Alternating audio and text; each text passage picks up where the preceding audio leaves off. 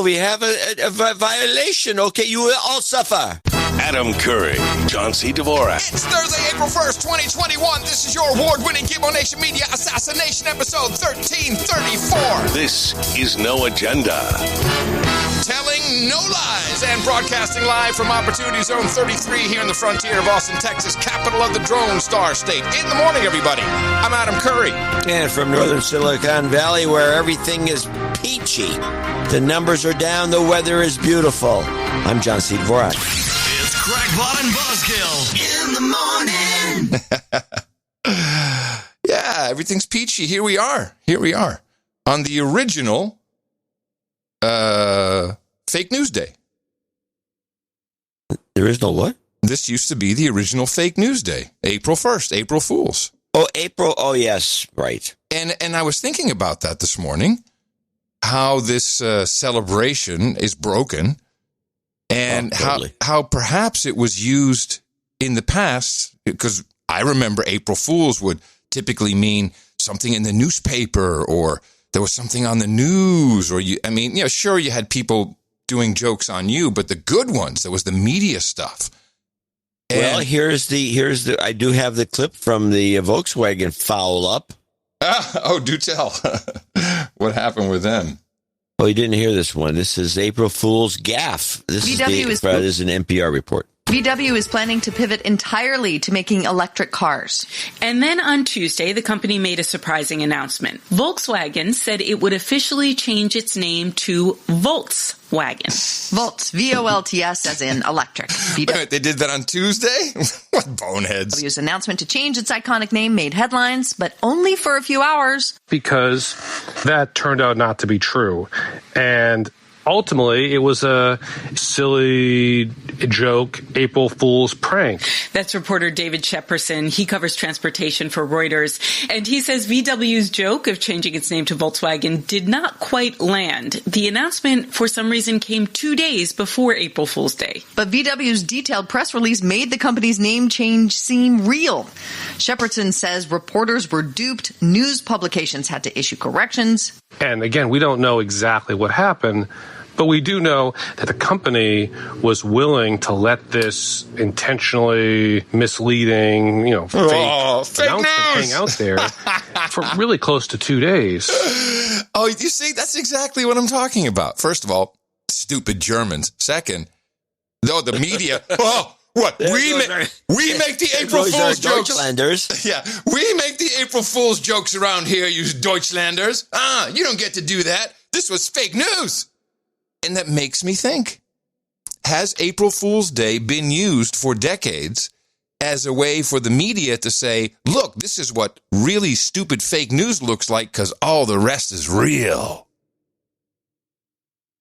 Oh, I don't know if that's true, but the point is that I think you made it right away, which is in the internet era, the April Fool's doesn't work. No, it's broken. And it's totally broken. And the thing is, these old stories, I noticed this myself because I used to be an April Foolster when I was in print media. I always did a good April Fool's gag here or there. Mm-hmm. A lot of them got a lot of attention. One of them's in the hoax or the Practical Jokes Hall of Fame or whatever it's called. Mm-hmm. Oh, that's right. That's right. I forgot about that. Yes. That was the Which drunk one is driving that? on the information superhighway. Oh, do tell. That's a classic. Yes, that was I wrote a column and it was structured properly and it would run on April 1st, describing the fact that the Senate, in particular, the U.S. Senate, is so dumb. Already good setup. Yeah, very good. The setup's beautiful. They're so dumb about technology that they actually think that the internet is a information superhighway, which is the word that was used at the time that Al Gore had coined, and that people would get drunk and start doing stuff on the internet, and there should be they've decided in their stupidity. When you want to play these, you play them in an opposite direction. They're so dumb that they actually thought that people would be. There should be a law against being drunk and using the internet, and it was. And then the way the column was structured was, I was aghast by this. I was kind of a Rosanna Dana kind of a style. Oh my God, how stupid are these people? And you'd go on and on. And because I named names, namely Pat Leahy, that made it more real. They got a bunch of mail and calls, and they were. And Pat Leahy, I understand, was particularly annoyed. Yeah. I actually caught for a second in one this morning from Pod News, because they started, you got to start off right, but even this was good. Surprise move from Apple Podcasts. Neither follow nor subscribe will be used in iOS 14.6. Now, this was earth-shattering news in the podcast industry, John, that Apple would be using follow instead of subscribe. And now they won't be using either. No, the next version of the popular mobile operating phone system, the Apple instead, listen to your telephone conversations, monitor your Facebook account. Okay, so by then I finally got it. But, when you do a whole thing, like even I showed up after Mark Cuban announced that his new Clubhouse app will be Podcasting 2.0. He has also agreed to fight Adam Curry live on ESPN next Thursday night for the branding rights. It's like, that's not what it was supposed to be. Yeah. It was supposed to be really good, and there was a structure to it. And you have documented this structure, and I don't know if we even need to go over it other than as a eulogy. Well, it might as well be one, because the way it works now is that this is it.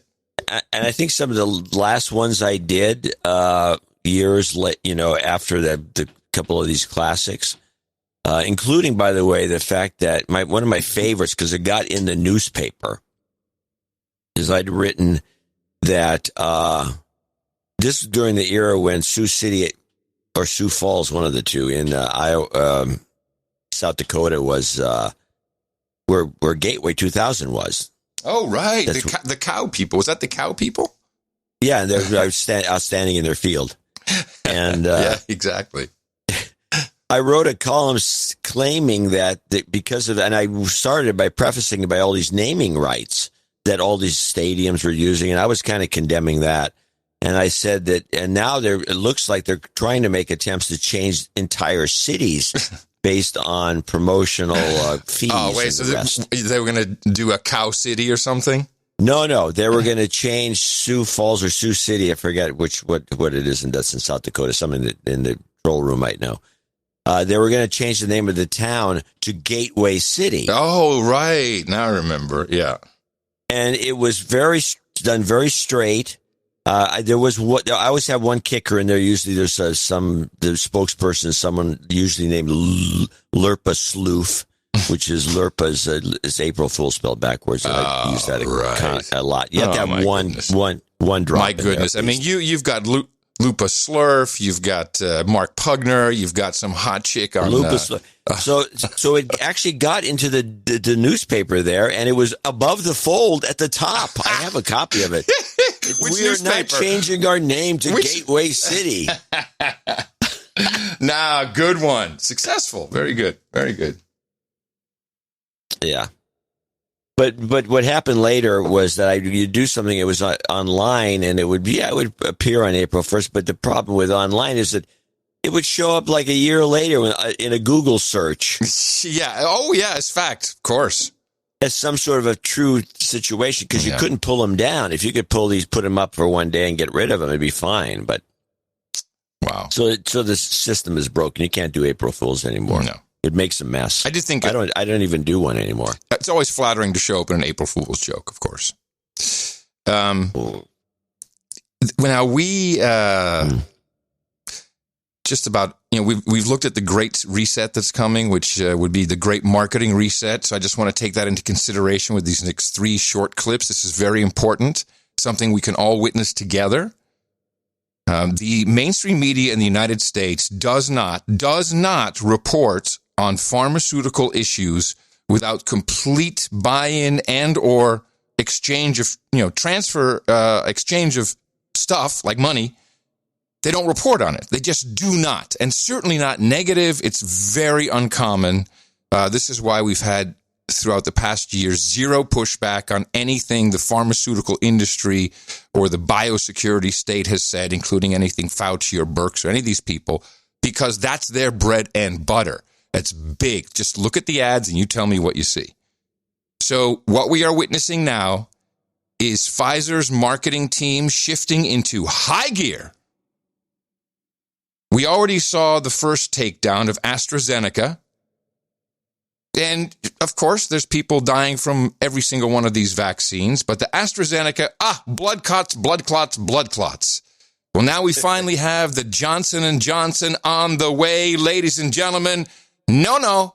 Pfizer is not going to make you feel good about the J&J vaccine. Well, Richard Terrell got the one-dose Johnson & Johnson vaccine earlier on this month. Now, he suffered a severe rash that spread over his entire body and turned his skin red. As doctors tell me, a reaction of this magnitude is extremely rare. We do want to warn you at home that some of these images may be considered graphic. And they go into showing this guy's burnt to a crisp skin that will make your stomach churn because... He's Arch Obler for old-timers out there who know what we're talking about. The way it first came out was his skin came off. Yeah, it peeled off. Yeah. He's skinless now. Which is, again, goes back to some old radio shows from the 20s. This is where, these horror shows, the skin came, he's inside out.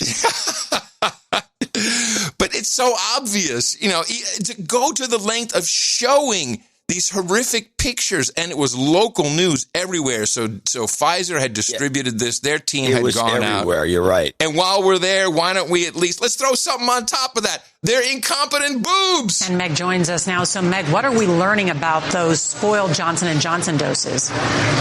Nora, 15 million doses of the Johnson & Johnson vaccine were reportedly ruined by human error at one of their manufacturing partner plants. All future shipments have been stopped. Now, this could impact mass vaccination sites like this one in Newark, New Jersey that just opened up today. They're expecting a Johnson & Johnson shipment in 6 weeks, Nora. Oh, no, they're not going to want that anymore. No, they're mixed. They can't even make the mixture right, these idiots. Saturday Night Live. Slam it on home. Don't believe in COVID, still got the vaccine. Pfizer, Moderna, I know you weren't. Get one, but you gotta wait your turn. I get to the vax site, get what I want, son. You get what's left, bitch. Johnson & Johnson. I mean, come on, across all the networks. Johnson & Johnson, no good. You're out. Beautiful work. Beautiful work, team. The team has done very, very, very well. And they threw in. They're getting bonuses that they won't. They're all going to be having houses in Bermuda. And they've now thrown in another bonus. Pfizer is testing freeze-dried COVID-19 vaccine that now doesn't need any cold storage at all. After the $2 billion investment the United States taxpayers made in the ultra-cold freezers, then we heard, well, you can kind of stick it kind of in the back, behind the ice cream. And now it's just freeze-dried like your Sanka coffee. Please. Wow. These guys are unbelievable. They are out of control. Or they're not, and they're not letting up. No, why would they?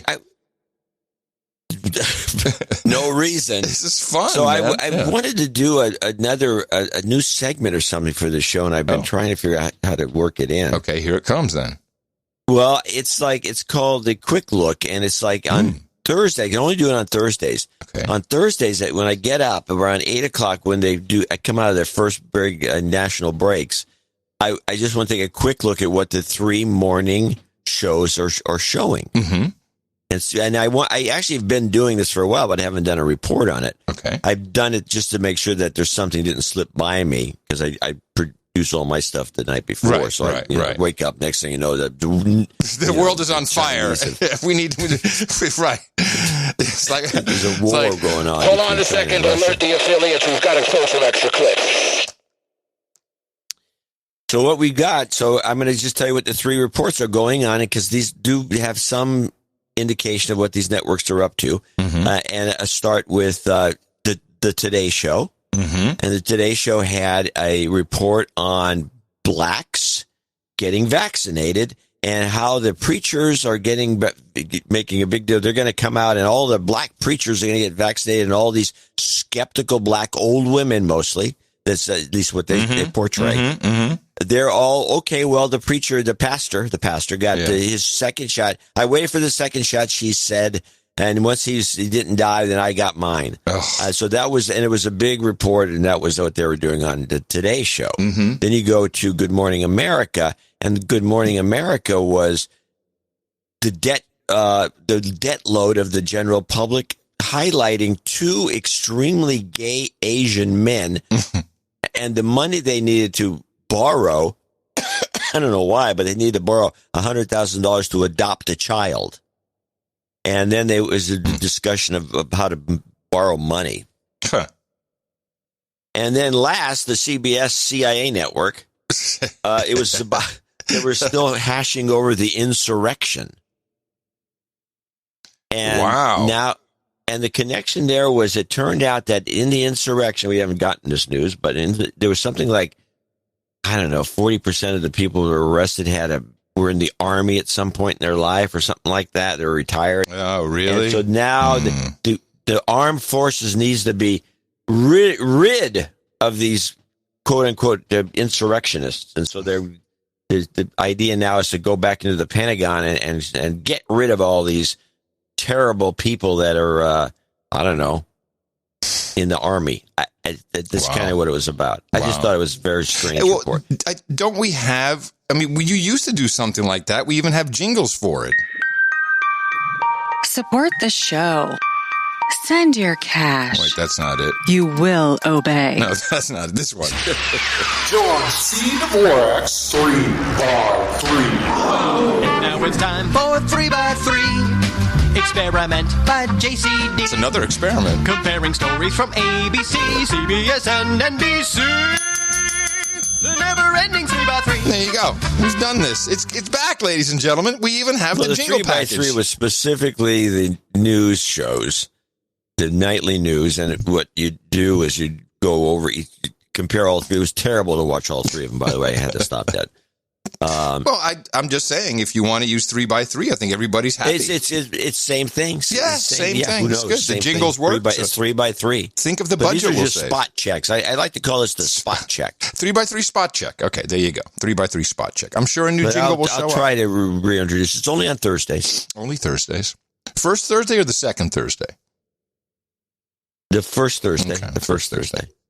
Back to the marketing. I love marketing. You and I love the marketing. That's what news is. Let's get back to the team. Today, Pfizer reporting its vaccine is 100% effective at preventing symptomatic cases in children ages 12 and 15. 100% effective. And I saw this too. And it's like you take a group of people that I think it's documented they almost can't get the disease. Right, exactly. You take someone who can't get it, and then you say, look. You can't get it. Look, it works. Give them a shot, and they say, hey, look. ABC did it's shameless. These guys, I'm telling you, I said it on the last show, they've got to back off. No. They're cranking it up right now. This is time to crank. And by the way, which is the rules, if you got a hot ticket, you take it to the limit. You crank, you milk that shit. But I'm thinking more as a human being, not as a marketing person. Oh, please stop. Oh, please. No, you can't. ABC did it this way. The CDC director warning that younger people are most at risk for death and long-term side effects from a new surge. That's because so many Americans over the age of 65 have already been vaccinated. Diane? All right, we'll take the good news where we can find it. Eva Pilgrim, thank you. What?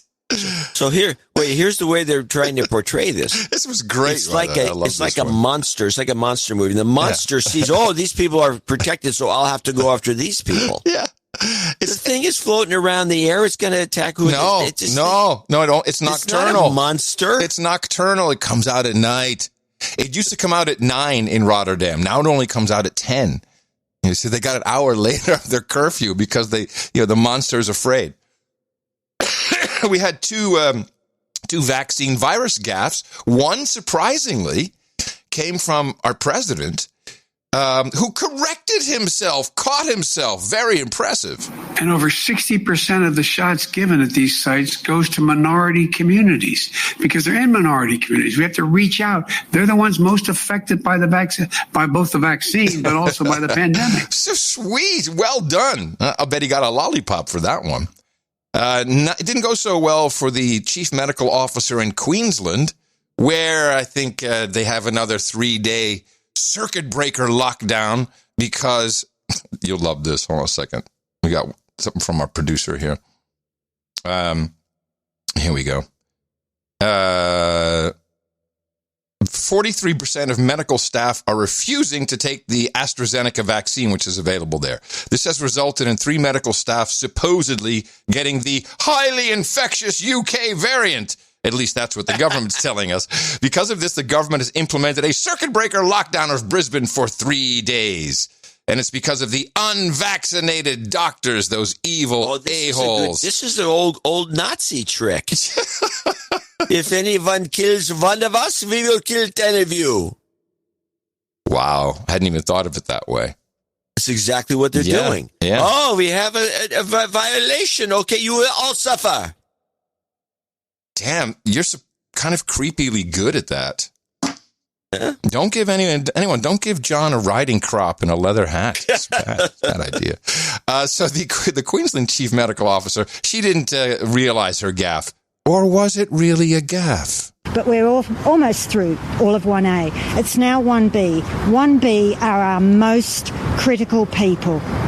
So they are our older people, 70 years of age and older. We know they are just so vulnerable to getting ill and dying from this vaccine. It's people under that age, who are adults Is that a doozy? That's the best one yet. Is that a doozy or what? That was just straight up. And I'm not sure it's a gaffe. You know?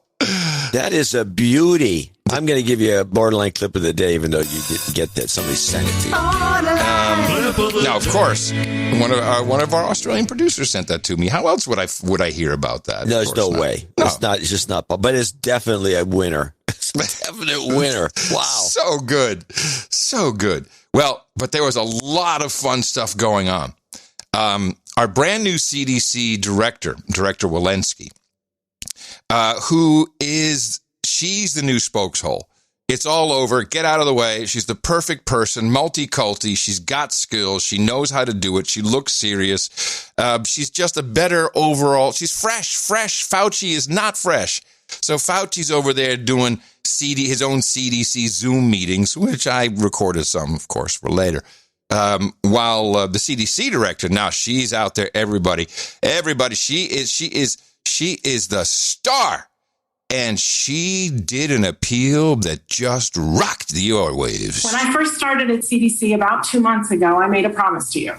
I would tell you the truth, even if it was not the news we wanted to hear. Now is one of those times when I have to share the truth, and I have to hope and trust you will listen. I'm going to pause here. I'm going to lose the script, and I'm going to reflect on the recurring feeling I have of impending doom. Now, I want to stop here for a second. I'll pretend I didn't hear you crack the PBR early. I didn't. Oh, okay. So she says here, I'm going to lose the script.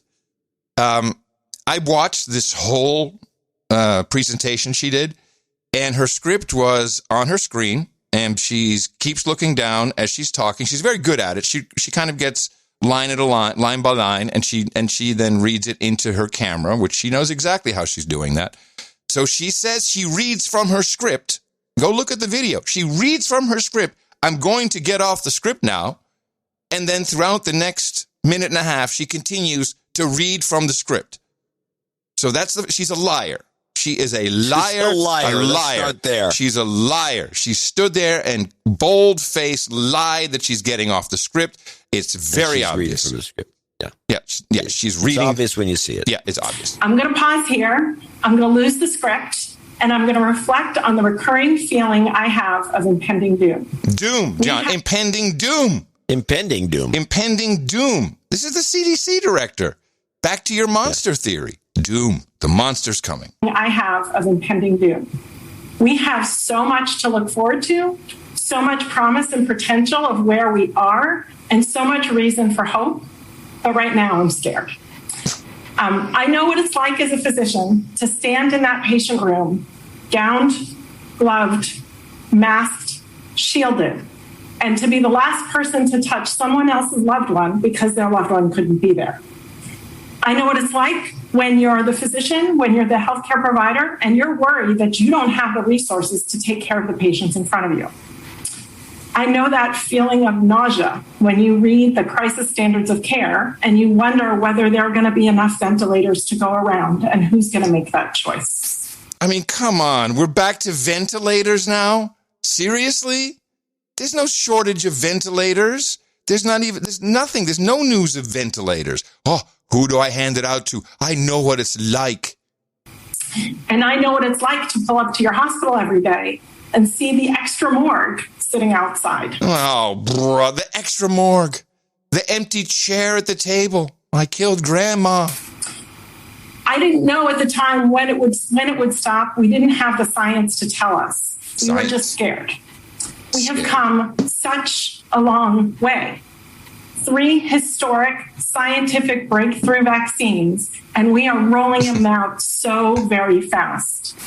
So I'm speaking today not necessarily as your CDC director, not only as your CDC director, but as a wife, as a mother, as a daughter, to ask you to just please hold on a little while. Hold on, little longer. I so badly want to be done. I know you all so badly want to be done. We are just almost terrible. there. But Yeah, exactly. I clipped her. Now I don't even want to hear the rest of her. She's terrible. She's a terrible person.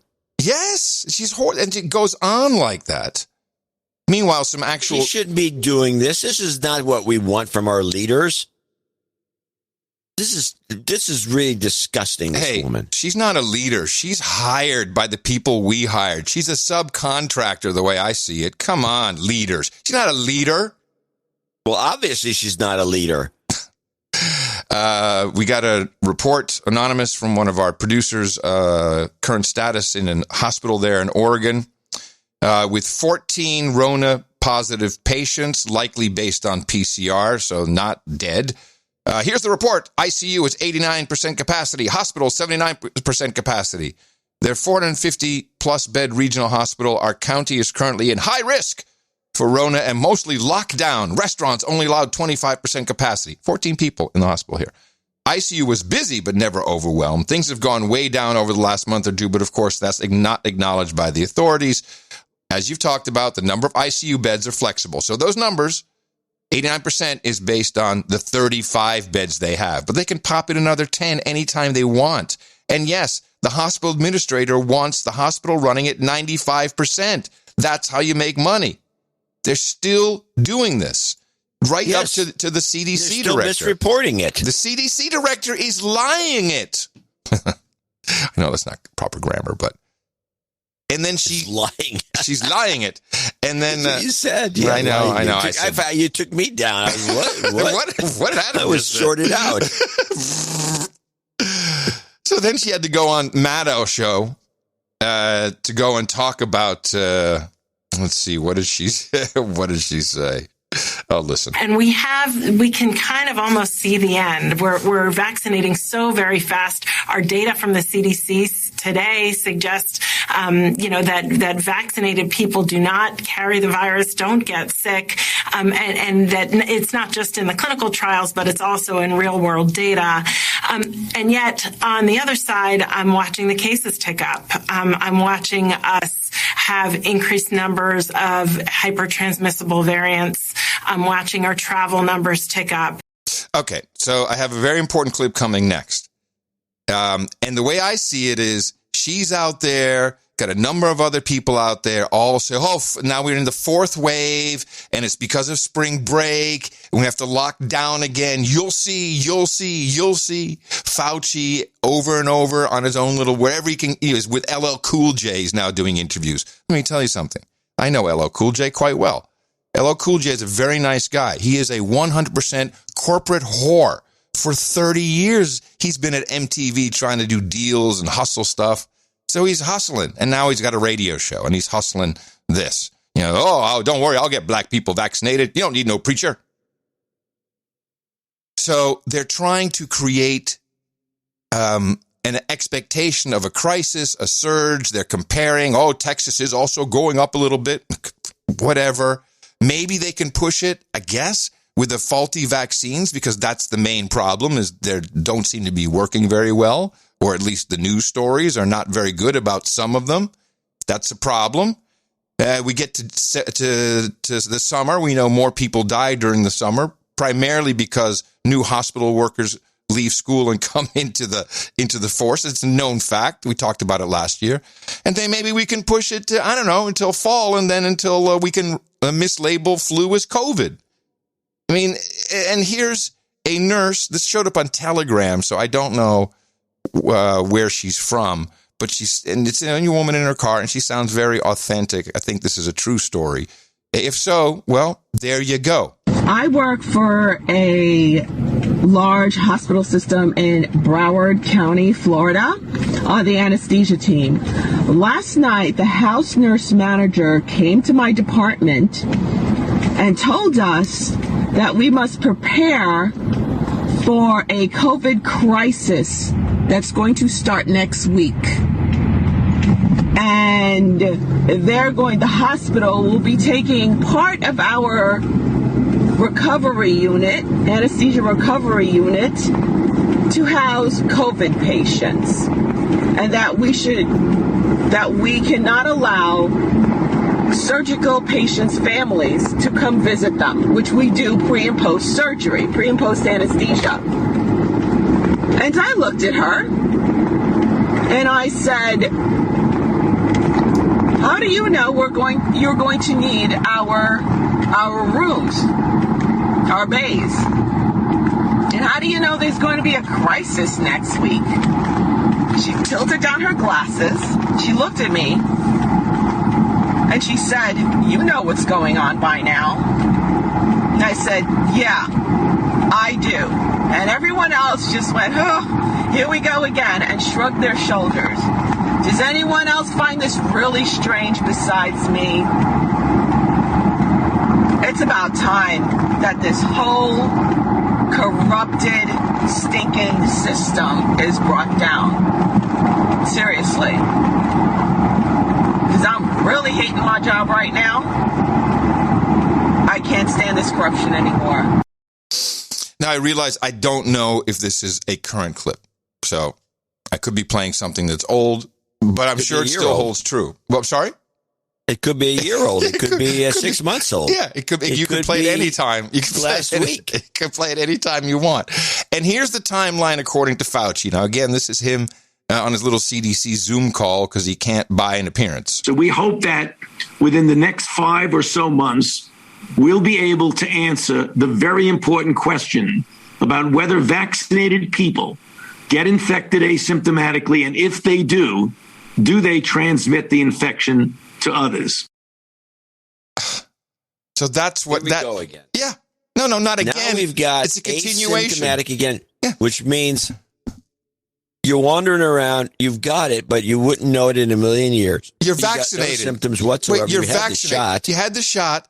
So that's why this is the whole ration of 5 or 6 more months of masks, people. Hello. Come on, losers. Buy in. 5 or 6 more months. That's the plan. Because, y'all, we don't know. And no other vaccine in the world has ever had this issue that I'm aware of. You get your shot, you're free.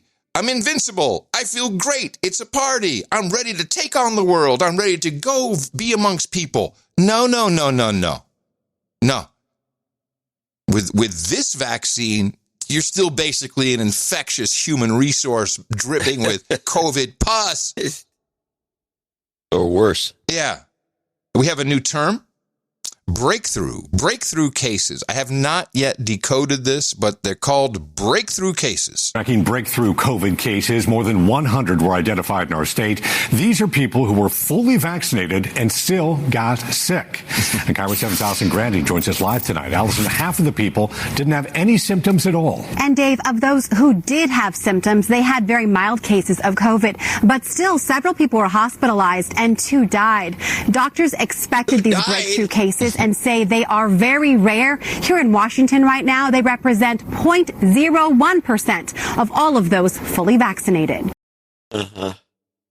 I mean, so don't worry about it. These numbers are bogus, by the way. And you have people like Horowitz talk to me about what you told me in the last show. That he's got sick after he got the vaccination. Oh, yeah. 102 Yeah, he had degrees. fever for, I don't know if he had COVID again. Pretty much. And his arm still hurts. Yeah. And the arm hurting thing is funny. But here's his dilemma because, I mean, I love you, Andrew, but I understand, your wife wants you to have it. So you got to go, man. That's just the way it is in a relationship. In a successful, happy marriage, you will do what she says ultimately. But I think he's also bummed that if he doesn't get the next shot, which he's now anticipating will suck, and which could make him sick even without it being the vaccine, because otherwise he won't have the certification to go travel. Which is illegal in Florida because the governor put the kibosh on any such. No, I mean international. No, he's a cruise ship. Yeah, he said. I know he told me this on the show. He says I might want to go to Morocco. What do you do in Morocco? You can't get a hotel. See. Yeah. No, we understand. We understand. Okay, but arguing is futile. Resistance is futile. This is like dealing with the Borg. And the Pfizer marketing team is like dealing with the Borg. You will be assimilated. You can't win. They're so good. They are so good. And this is where we see a new player on the field. And my goodness, we have so many now, but it's such a bonanza. Such a just money is raining everywhere.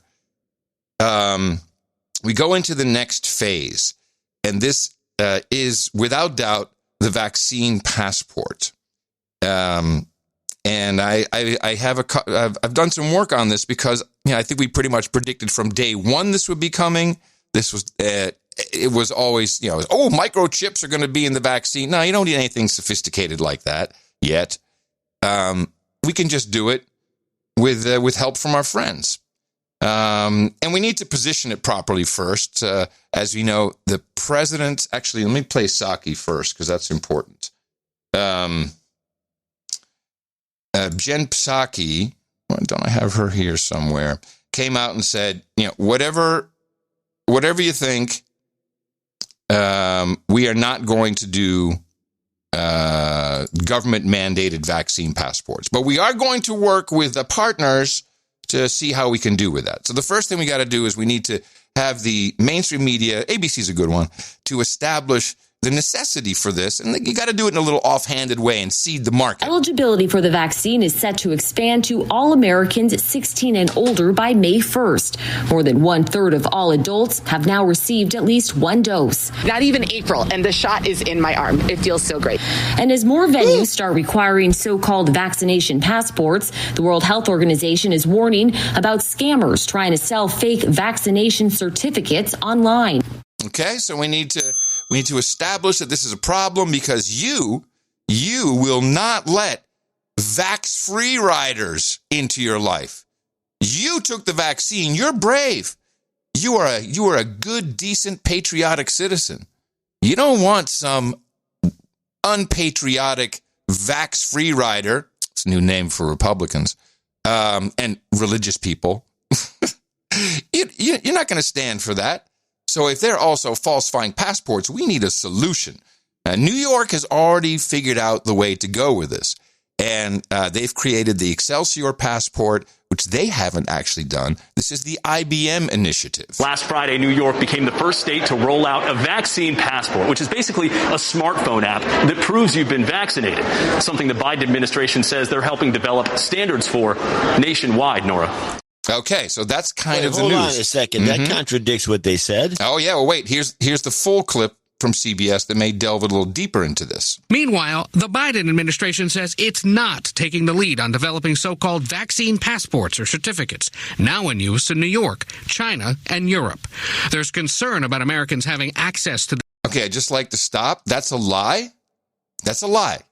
There's no vaccine passport in Europe. It's a lie. They're talking about it. They have proposals for it. It's called the Green Passport. Same in the United Kingdom. It's not implemented yet. The only place where this is being implemented, to my knowledge, maybe China, but is Israel. So this is a lie. Well, I want to just restart now, fucker. Well, and Europe, by the way, there's concern about American. Wait. Yeah. It is a lie, but it's a lie with a purpose, which is what the media does. The purpose is it's like a body blow.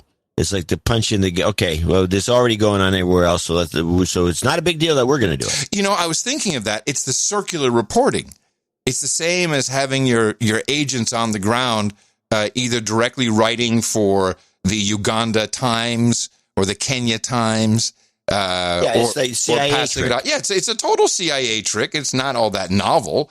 And the idea is you can refer and say, oh, well, according to the Kenya Times, this is what's going down here. And, of course, you can put that in the New York Times because, it sounds credible.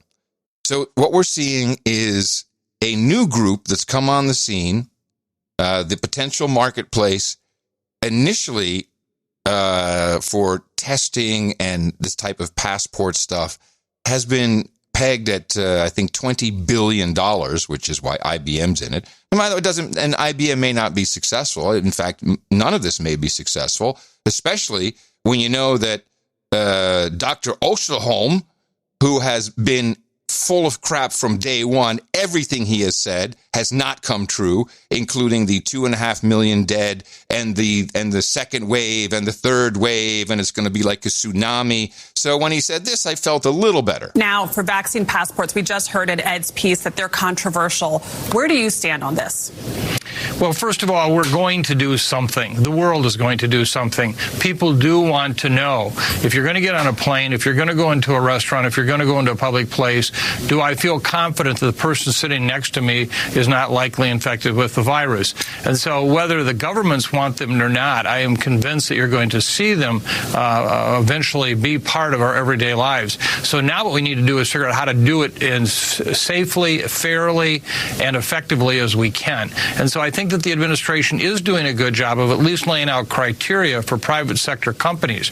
Remember, when I go to the airport today to get on a plane, if I do that, I get my eyeball screened by a private company that determines that I'm the one that is actually there to get on that plane. And I think you're going to see more private companies getting involved with the guidance of government, but I don't see government itself doing the passports. So, who's doing eyeball screening? That's the CLEAR system, which this doctor calls eyeball scanning. Okay, doc.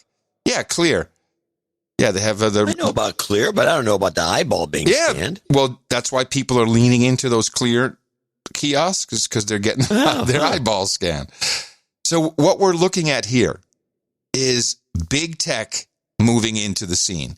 Big tech has recognized not just the opportunity for what they already do great, which is putting more apps onto your devices to trap you, trick you, motivate you, whatever it is they want to do with their tricks. But it's even deeper. First, please enjoy yet another, oh my gosh, I'm waking up from my crazy ass life from Naomi Wolf. I love watching her all of a sudden figure out that everything's been a scam. I am not overstating this. I can't say it forcefully enough. This is literally the end of human liberty in the West if this plan unfolds as planned. Vaccine passport sounds like a fine thing if you don't understand what those platforms can do. I'm CEO of a tech company. I understand what this platform does. It's not about the vaccine. It's not about the virus. It's about your data. And once this rolls out, you don't have a choice about being part of the system. What people have to understand is that any other functionality can be loaded onto that platform with no problem at all. And what that means is it can be merged with your PayPal account, with your digital currency. Microsoft is already talking about merging it with payment plans. Your networks can be sucked up. It geolocates you everywhere you go. Your credit history can be included. All of your medical history can be included. Oh, yeah. This is what's going on. And it goes a little bit further. And I can't remember where I started listening. I mean, we probably started talking about what Amazon was thinking of doing in healthcare.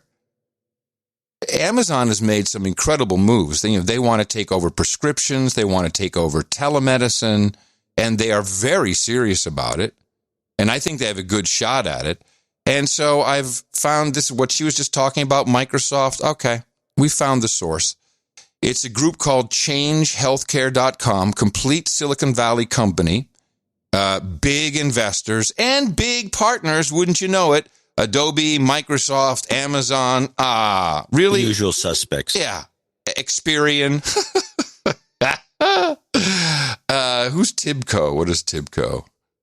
So there's your credit guys. There's your Silicon Valley guys. And Tibco. Oh, John, your favorite. Here, Change Healthcare and Tibco will bring blockchain-powered smart contracts to healthcare. Come on, man.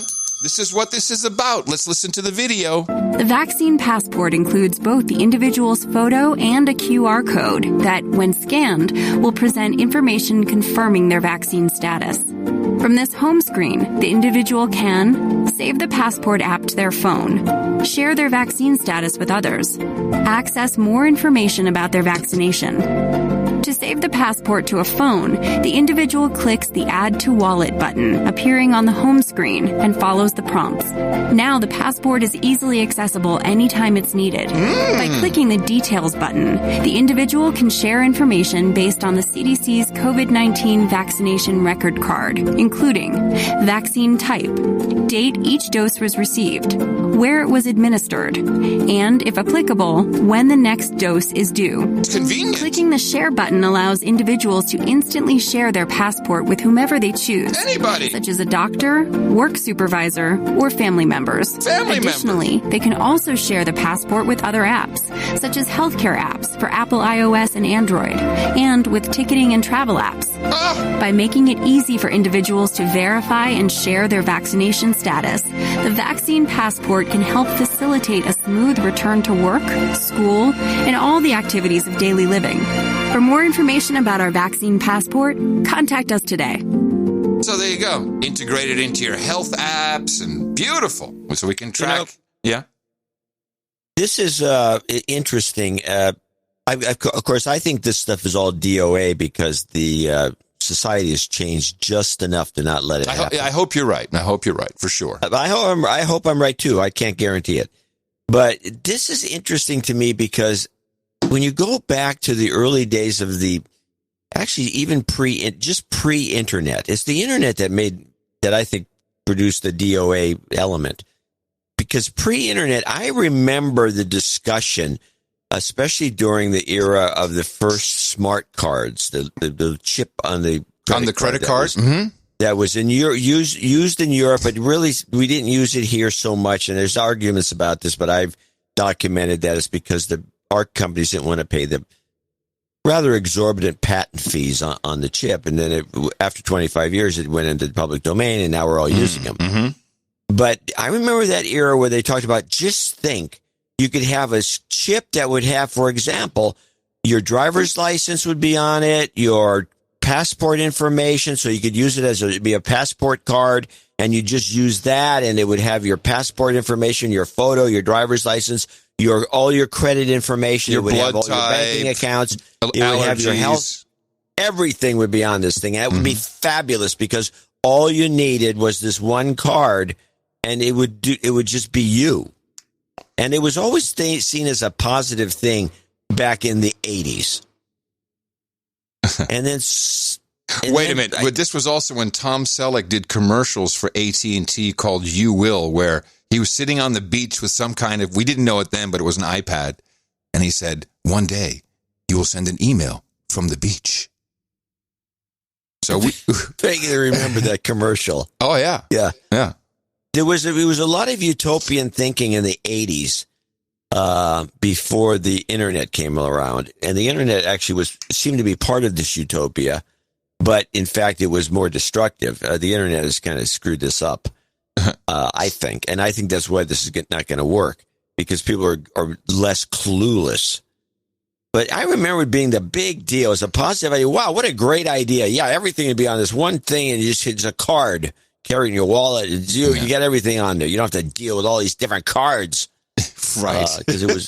Because I remember people having like 10 or 20 credit cards in their wallet. John, this was the same time that you're talking about here when we used to dial 1212 to find out what time it was. Do you remember that? I think it was popcorn in our area. Popcorn? Yeah, that was the number you had to dial, popcorn. Oh, no, I remember it 1212. Yeah. And then you'd get at the following tone, the time is 11:57. Yes, there was a time function on the phone. This is true. Yeah. She'll go, hey, Bill, see what time it is. Yeah, hold on. What time is it? See what time it is. I know. He'd be like, no, that's not right. Hold on. I'll call time. See, I told you, your watch is off. Oh, good times, baby. That actually, what you just presented there was an actual moment. Often. In 80s history. Often. Yeah. I think you're right. Christina and she was texting me yesterday. She says, Dad, I'm reading 1984. Holy crap. What did Orwell smoke that he was so visionary that this would be exactly what we're going through right now?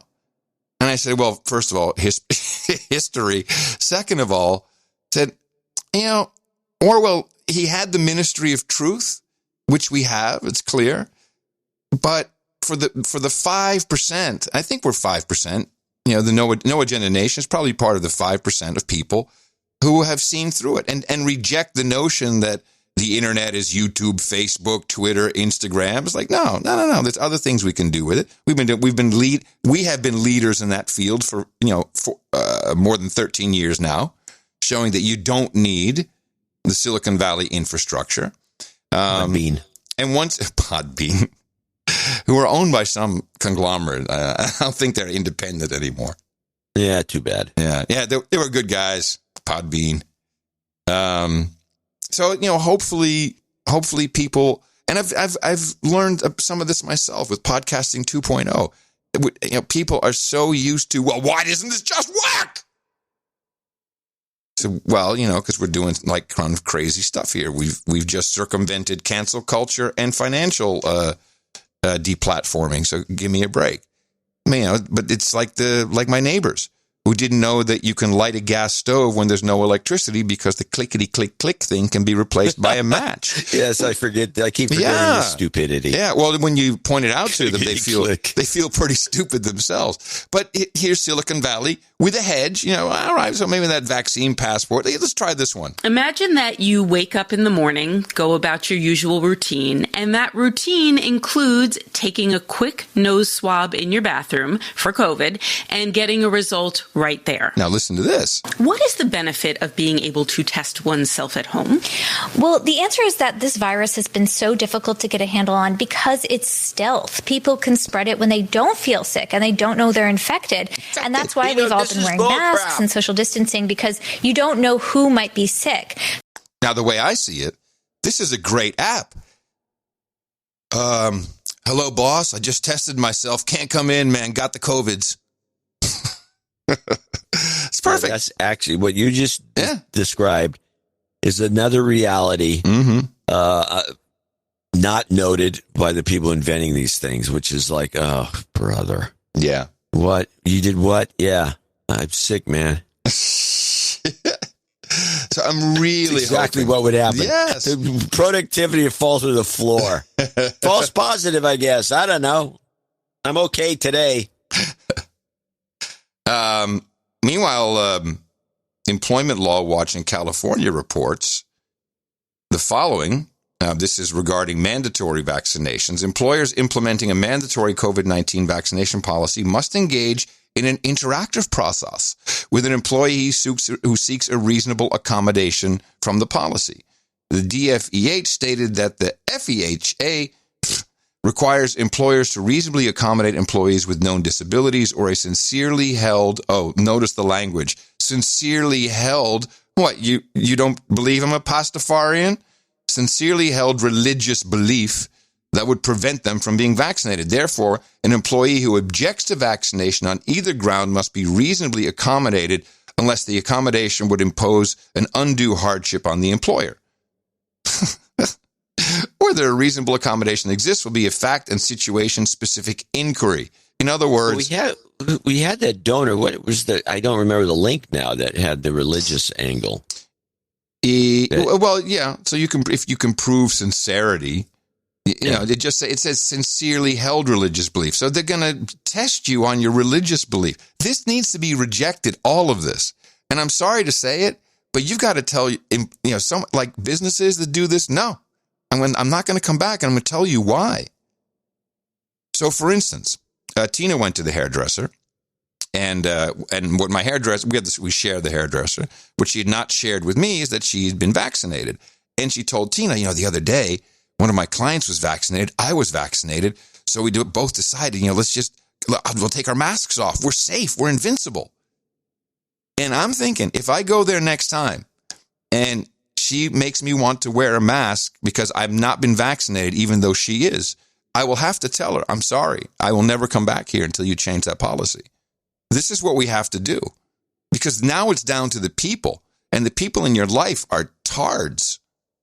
They got to wake up to some reality. Seriously. Ugh. Well, I think your policy would be correct. I think it's fine to start doing that. I think it's time to say, look, I'm not putting up with this bullshit. If you want to just be that way, fine. I'm not going to do business here anymore. Yeah. Because it's offensive to me. And your mom wears army boots. Whatever you want to tell her. That's I'm waiting for Biden to say that, by the way. Yeah. Oh, fiddlesticks. He's never going to say that. Your mom wears army boots. Anyone ever say that is beyond me. I went to find, he's going to say cool. I think he's already said cool. Is these phrases from the 50s that the silent generation did. You have to remember, this is our only president that we've ever had in this entire in this category. Yeah. It's from this category of silent generation. Mm-hmm. And so it says Biden. And you think it's like somebody had to fill, we didn't buy this car in our collection. We have to buy one. And here's, this guy's so old. Okay, well, whatever. So we're stuck with him. And there's got to be some phraseologies from that era that he's going to drop into the mix. Well, lying, two-faced dog pony soldier would be one of them. Yeah, but that was just so off the wall. And it was like, that's like Kofefi. Yeah, right. Well, Fiddlesticks is good. And I think when your mom wears army boots, he could let that one fly. But I have a quick three-parter, which I think is pressing. As in my mind, President Biden's clock is ticking. Probably got about 3 more weeks. I hope he stays in until we get back from vacation. Because that'll be just, oh my goodness. And imagine you go on vacation and then Biden drops. Biden drops. I know. Not good. Well, we do an emergency something. Anyway. No, we don't have to do anything. So what we're seeing more and more apparent is something that is not typical, is the signage, the branding of the Biden-Harris administration. So it's not the Biden administration as it was the Trump administration. It wasn't the Trump-Pence administration. Maybe sometimes, but they never branded it as that duopoly administration. So there was a confrontation of Psaki about this, just to set it up. The rebranding of the Biden administration to the Biden-Harris administration. Rebranding? Well, when you look on the website, it's it's Biden-Harris, and that's not been necessarily the norm of the past. Is there any message being sent by that, or what's meant to be, what can be extrapolated? I would take from it that Vice President Harris is an important partner. She's the first in the room, the last in the room on most occasions if she's in town and not traveling around the country. It's a reflection of the important role that she will play moving forward. Yes, important. Very important role that she will play moving forward. Of course, she will be our president eventually. I say quicker. But people are starting to notice some things about her. Some very troubling things. Now, first, I want to point out... Wait, you're going off of COVID?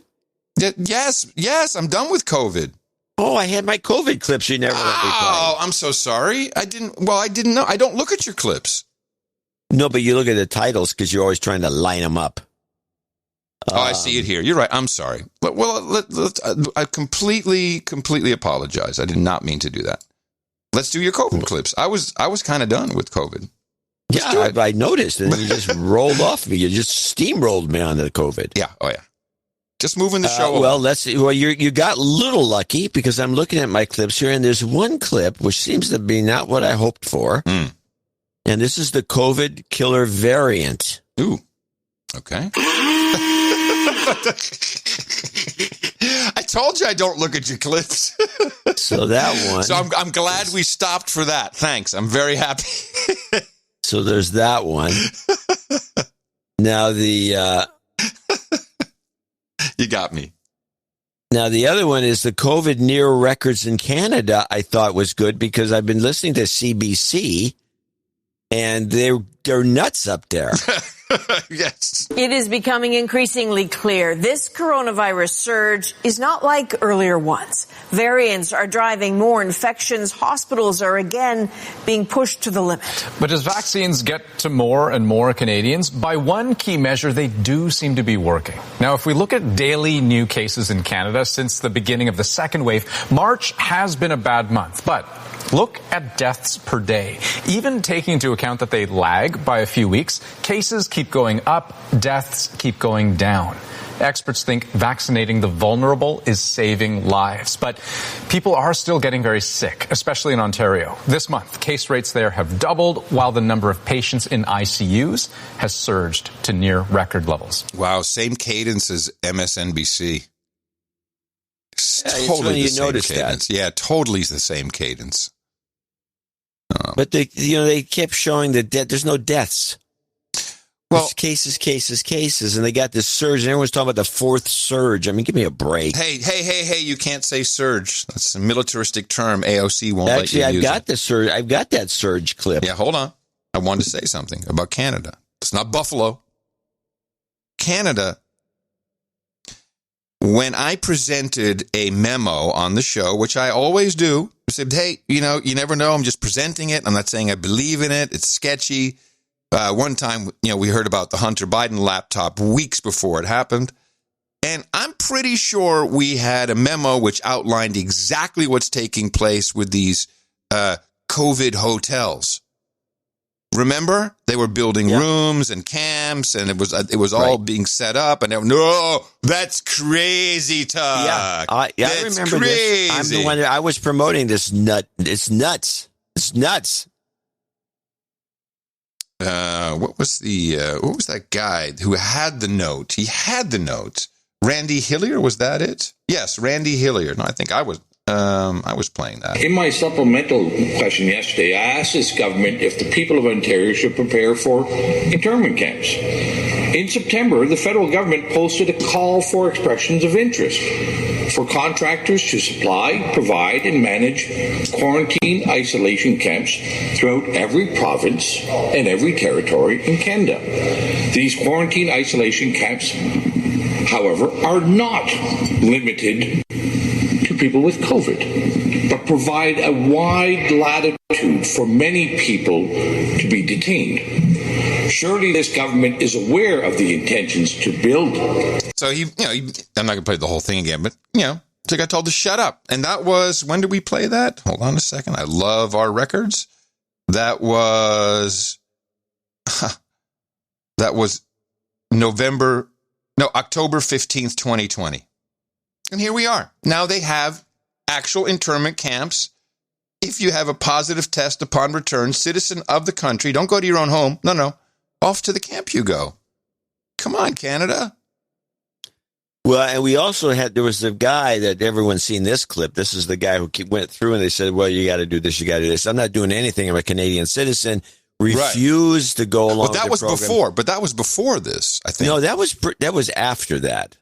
That was after that. That was a recent right, clip. But now that type of behavior is shut down. Now you can't just walk out and say, just give me the fine, I'm going. Now it's mandatory into the gulag.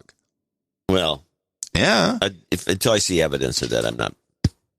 Okay. I think they say it's mandatory. I think people are voluntarily doing this stuff. I think that's the problem. Okay. Yes, it's possible that you may be able to do that if you just pay the $1,000 fine. That's possible. And by the way, that's Canadian dollars. So what's $1.50? Well, the other thing is that fine is never collected, according to this guy. Well, you get the fine. It's on your record that you got this fine, but it's never collected. So you don't really pay anything. Okay. Don't worry, they'll get that once they give you your digital dollar. In France, Macron has announced new restrictions, putting France into the third national lockdown. Germany, lockdown again, although in Berlin it seems to be kind of okay, according to Boots on the Ground report. But in the Netherlands, still curfew. We'll be going through the third week of April. A curfew. Curfew. You cannot hang out with your friends after 10 p.m. Well, you can, but you can't be on the street after 10 p.m. It's insane. That's because it's nocturnal. It's nocturnal, yes. It's crazy. I have the one last clip, which is this is a funny clip because now the government seems to be teaming up with supposed influencers. This is CBC. This is what this? Well, this is Team Halo. This is just the local Team Halo from the UN on TikTok. CBC teaming up with influencers. Joanna Remiliotis now with a look at how public health officials are teaming up with online influencers, hoping their message of truth goes viral. Fact check false. Their message of truth goes viral. Oh, my goodness. Can you imagine their message of truth going viral? No. So the health officials in Canada are teaming up with these, I don't want to say they're idiots. Go ahead. That are on, TikTok and Instagram. So their message of truth. Unbelievable to me. This was the most astonishing thing I've ever even imagined. But okay. Well, it's what it is. And a lot of it's marketing, but just look at all the agenda. It's clashing, really. The agendas are just clashing. We've got pharma, biosecurity, technology, the Democrat Party, the Republican Party. I heard, this was good. This was from one of our producers. It was actually good is a whole different word. About actually good as opposed to the it was actually damn good. It was about de Blasio. Let's see if I can find this. Oh, I'm all ears. Yeah, you'd like a good de Blasio story. Where's my China folder here? Oh, here it is. Okay, this is a pretty good. Adam, looking down a rabbit hole regarding a land grab potentially in play for New York City real estate. Some background. I've been a residential RE agent for 10 years in Manhattan, recently located to Palm Beach County, Florida, with my wife and son after seeing the writing on the wall during the lockdowns. By the way, we have the best producers in the universe. Looking up to the pandemic, it has become clear that the state local laws are being crafted to make it more difficult for smaller landlords to survive. This is true because our friends from Brooklyn moved here as one of the reasons. The killing off of the Amazon deal in Queens by AOC was another head-scratcher. Post-COVID, it was almost impossible to ignore. I was speaking to a colleague today that's Manhattan commercial real estate insider, and the word on the street is that Bill de Blasio has been conspiring with the real estate investment trust / hedge funds to tank the New York City real estate market so these investors can swoop in and buy back, converting a bunch of commercial buildings and hotels for pennies on the dollar. Yeah. I think that's true. And I think it's true, too. I think it's the Chinese is what I'm thinking, too. They already own New York. It might be the Chinese, but generally speaking, the Chinese aren't. They already own the Waldorf. Yeah, they own a lot of stuff, but they're buying in at top dollar. They're not. I know they go for best price, and so they're not savvy real estate. The Chinese is to sucker the Chinese into buying at best price and some bad investments. We don't lose out on these things, Americans. Tina asked me this morning, says, who really runs New York? Because she comes from Chicago, so she knows, the Dailies and the Priskers. And New York, the Irish mob is gone. The mafia is it Wall Street? Are they the mob that runs New York? Who runs New York? I think you just hit it. Is that it? It is, right? It's Wall Street. Okay. Right. So there you go. That would make sense. They're just stealing from themselves at this point. It's fine. Stealing from themselves. Yeah. Wow. Yeah. They don't even know it. But they're stealing from each other as well, which is normal behavior. It's mostly stealing from each other. It's normal behavior over there. I have the one last clip for the COVID part of the show. Okay. Which is NPR is. They had this. Just a short part of this clip. It goes on and on. But Mississippi decided that they're fed up with the governor there, another Republican, is fed up with the fact that, that they keep pointing the finger at Florida. Look at all the fun they're having in Florida. And we're here and Mississippi coast has got a lot of action for having fun. You can have fun in Mississippi. They get casinos in Biloxi. There's all kinds of action in Mississippi.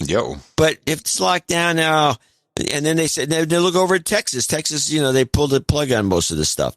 So the Mississippi guy, he says, okay, we're pulling the plug on all these bull crap rules.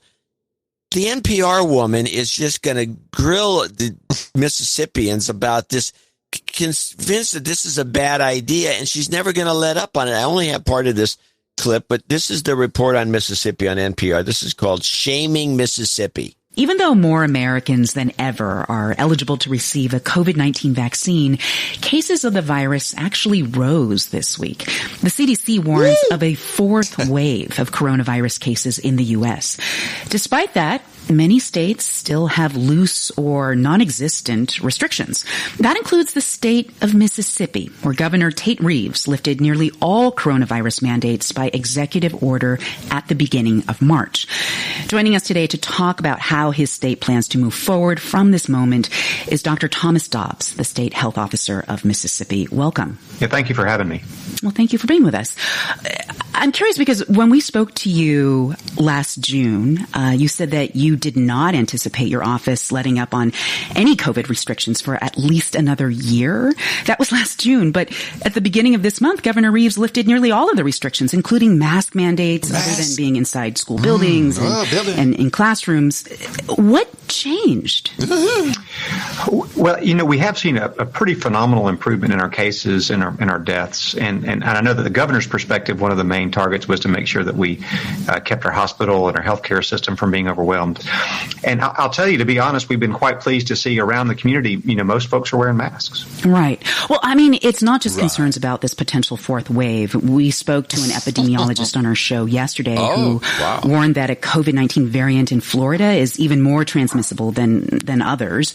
So with variants spreading and the likelihood of a fourth wave, again, should Mississippi go back to enforcing more mask wearing or impose other similar restrictions? Oh my! She goes on with the same line of questioning. But also, I'm so tired of the phony inflection in these voices. So, mask, mask, and like those social distancing. That's what, by the way, it's sickening. What you're saying right there, because I'm a dick. I have really focused in on these NPR clips because I know they have a lot of that. Yeah. It's condescending. And I know it it's just rude. irks the hell out of you. It does. It's very rude. It's just, it's like, why even act? Why don't you say, hey, you're a dick. I'm interviewing you about being a dick. That's what it is. That's pretty much what it is. You're right. Yeah. And then she continues for another 3 or 4 minutes with the same, whatever he says. Well, that might be true, but with a fourth wave coming, and don't you think it should clamp back down and put the masks back on? Oh, man. And he said, well, we all wear, the funny thing is, actually, most people are wearing masks. Yes, but that's different than a mandate, isn't it? And it's just unbelievable. NPR is the worst.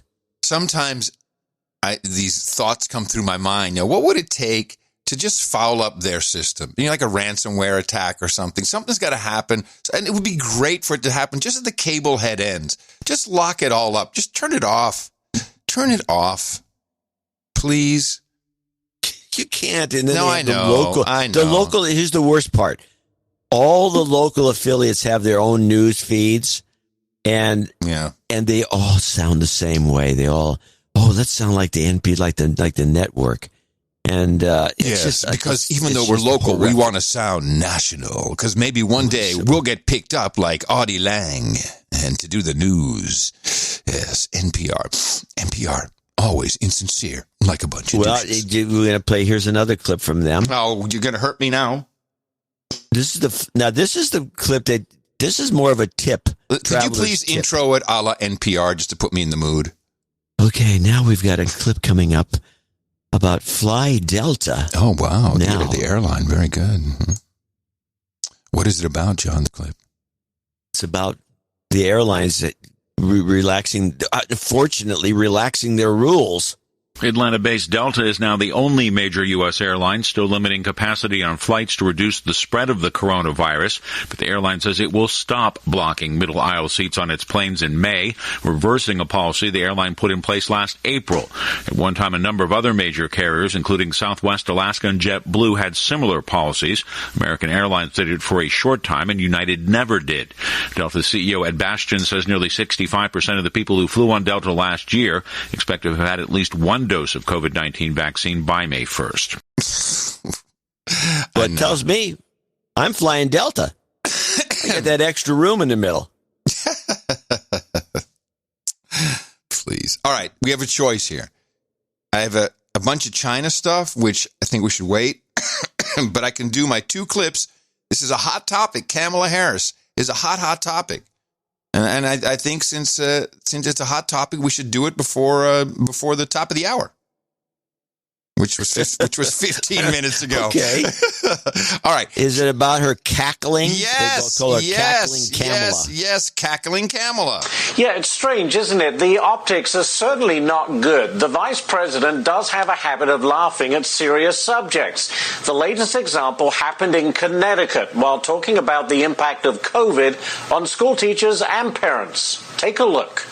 More parents are seeing the value of educators when they had to bring their kids and say, we're not paying them nearly enough.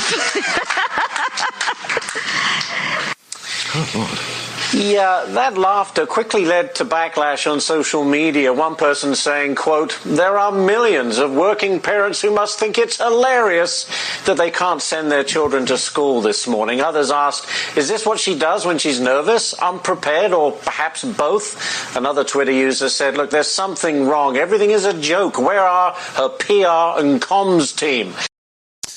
So and I'm a little disappointed in Gitmo Nation because the only thing that anyone can come up with is she's high. She's smoking weed. She's doing a Tupac thing. She's high. No. We have discussed this. We have talked about this on the show. I'm very disappointed that no one remembers this exact medical emergency that she is going through. I bring back the commercial. Don't call it depression. Call it by its real name. Don't call it crazy. Call it PBA, pseudobulbar affect. PBA causes frequent episodes of uncontrollable crying or laughing in people with brain injuries or neurologic conditions like stroke, dementia, or MS. For a free PBA fax kit, call 1-800-575-5238 or go to pbafax.com. You'll learn the science behind PBA. The woman is suffering from pseudobulbar affect. It's clear as day, and she needs to be, and this can also be related to depression and to brain injury. She may have both. Wow. Did that not sound just like her laugh? Well, her laugh is awkward. Right, just like on the commercial. Yeah, it's awkward. Well, it's being didn't take the clip, but I had a clip from this guy in Australia. Mm-hmm. The Australians seem to be picking up on a lot of the stuff going on over here better than we are, especially off Sky. Well, that's the Fox thing. It's like Sky Fox. They call it Kackling Kamala. That's a good one. I hadn't heard that. I like it. And it's a show title, Kackling Kamala. Yes. And there's collections, a lot of collections on the internet of her just going nuts, worse than Hillary, because Hillary was a cackler, right? But it was more circumspect. It was like you could see what Hillary thought was funny at the moment. Like the dead people. Somebody died. He died. That's great. That's hilarious. So that makes sense. But Kamala's stuff, she just cracks up at the middle of nothing. She's just laughing about this and that, and it's all and it's a crazy cackle. This is not a good look, to be honest about it. She's not very serious. Let me see. I do see. It's a face bag link. So, who is this? Wayne Dupree. asks if she's suffering from that. No, there's not a lot Wayne here. Dupree is a right-wing... nut job. So I didn't get it it's from not him. a nut job. He's just a white I mean, I thought ringer. I thought about it because we've played this commercial. Yeah, I don't remember that commercial until you replayed it. Yeah. But now that you mention it, that is, she could be suffering from something that's causing this, because when it happens, it's really an outburst. It's not like somebody said something funny. Well, let's look at it's never when somebody says something funny. Well, here they it ask is. a serious question and she cracks up. Here it is. Signs and symptoms. The cardinal feature of the disorder is a pathologically lowered threshold for exhibiting the behavioral response of laughter, crying, anger, or all of the above. So now, didn't she cry once in some situation? Yes. And affected, I don't remember when, but... I remember clipping it. And affected, let's see, Kamala crying. Let's see, Kamala cry. Crying reporter. Are you sure? I remember crying over some situation. It could be. Now, let's see. She was at some rally and somebody died or something, and she was in tears. Well, here. This is very interesting. An affected individual exhibits episodes of laughter, crying, anger, or combination of these without an apparent motivating stimulus or in response to stimuli that would not have elicited such an emotional response before the onset of their underlying neurological disorder. In some patients, the emotional response is exaggerated in intensity, but is provoked by a stimulus with an emotional valence congruent with the character of the emotional display. For example, a sad stimulus provokes a pathologically exaggerated weeping response instead of a sigh, which the patient normally would have exhibited in that particular instance. However, in some other patients, the character of the emotional display can be incongruent with and even contradictory to the emotional valence of the provoking stimulus, or may be incited by a stimulus with no clear valence. For example, a patient may laugh in response to sad news or cry in response to stimuli with no emotional undertone. She's sick, and it can also be part of dementia. Would it be crazy if she's the one with dementia and Joe is just slow and old? That would be great. I say that's no agenda material. Well, this is a problem because they can 25 Joe, but we can 25 Kamala right behind that. This is great. Has she ever had traumatic brain injury, stroke? Probably not. Well, she has a daughter, right? Yes. She does. A lot of women who have children have microstrokes. Oh. Yeah, I've heard you mention this before. Well, we don't know anything, but I think it's worth looking into. You know, she is the vice president. She is in charge of immigration. How's that going? Well, they took her off that. Oh, what? She's removed already? But she didn't like it? Well, she was never. There was a long. Another missed clip. Oh, this is great. But this was. They had Dana Perino on with the Money Honey. Oh, the crypto cougar. And they discussed how she was never really put on.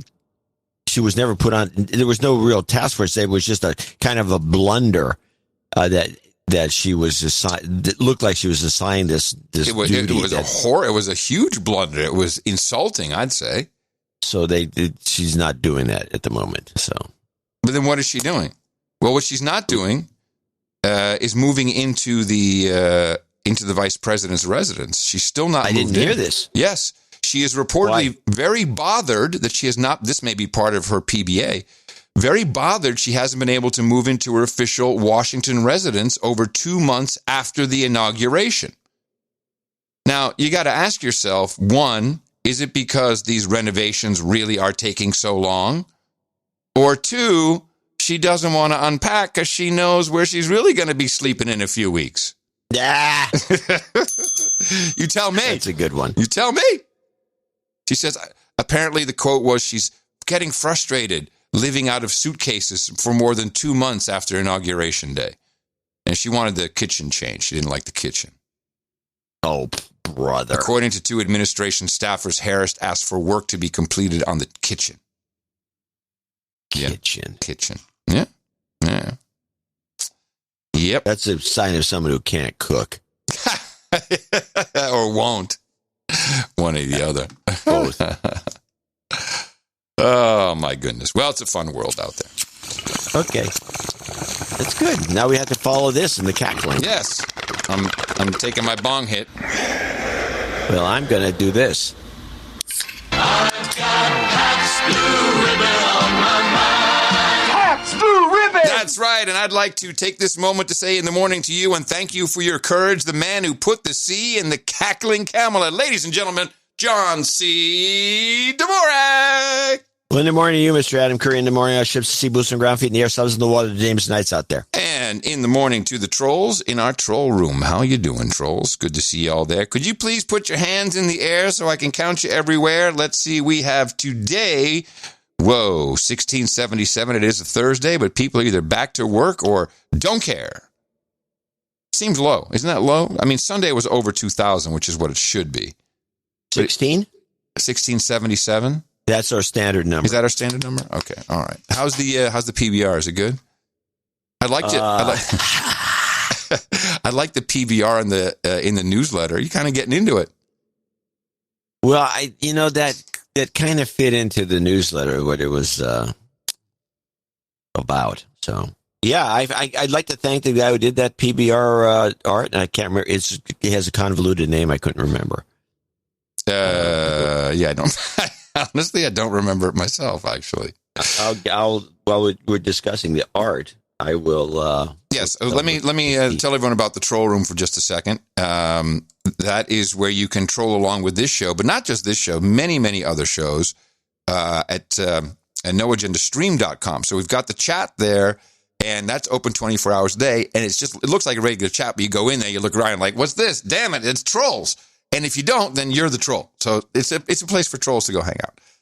And you listen to whatever podcast is playing right there. And actually, I wanted to mention that there is now a proposal in the Podcasting 2.0 GitHub to enable a podcast app to fire off a live stream when someone goes live. And this is mainly for all of our podcasters on noagendastream.com. You can also do the streaming value for value. So there's all kinds of cool stuff coming for the trolls, all courtesy of your No Agenda show and Gitmo Nation. Still going strong over there at noagendasocial.com. I am seeing what looks like more people signing up in other places and then starting to integrate into our timeline. It's a federated social network, so anybody can set up a server. It's free and open source. There's many places you can get one for a couple bucks a month. But if you really want to be free and independent, set one up on your own server for your family, just for your little group. I'm seeing more and more people do that, and I like it. Please let me know what your instance names are so I can promote them on the show. And we'd like to thank the artist for episode 1333. We titled that one Vaxhole 1333. Yes. And Vaxhole is a good name. And I want to mention it was Gabriel Van Hout. Houdt. Hout. Van Hout. Yeah. Oh, who did the art? Mm-hmm. Who did the No Agenda Pabst Blue Ribbon label art. Wow. That's kind of cool for a Dutch guy. He knows his PBR. They don't have PBR in Holland.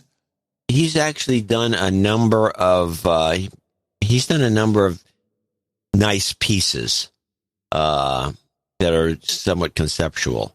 And this one I felt like using because it hit the spot. It's even more interesting because there are a number of producers who have reached out to me from the Netherlands saying, can you tell me what it tastes like? Because we're really curious over here. We really want to know. Oh, I can tell you what it tastes like.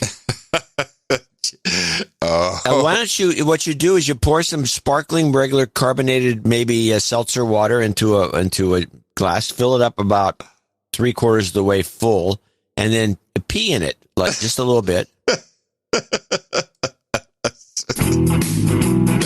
That's right, everybody. You got yourself a PBR hands-on pee report. You can spit on my pickup truck, call my mom a lousy whore. All right.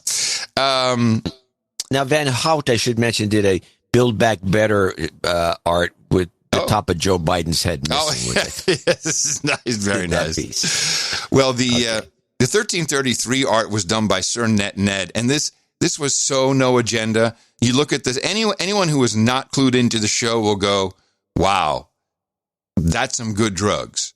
It was the Panama Welders Local 33 welding a stack of toilet paper. No one else understands this. That was, and it was well done. It's a good piece. And I think it's like a union button.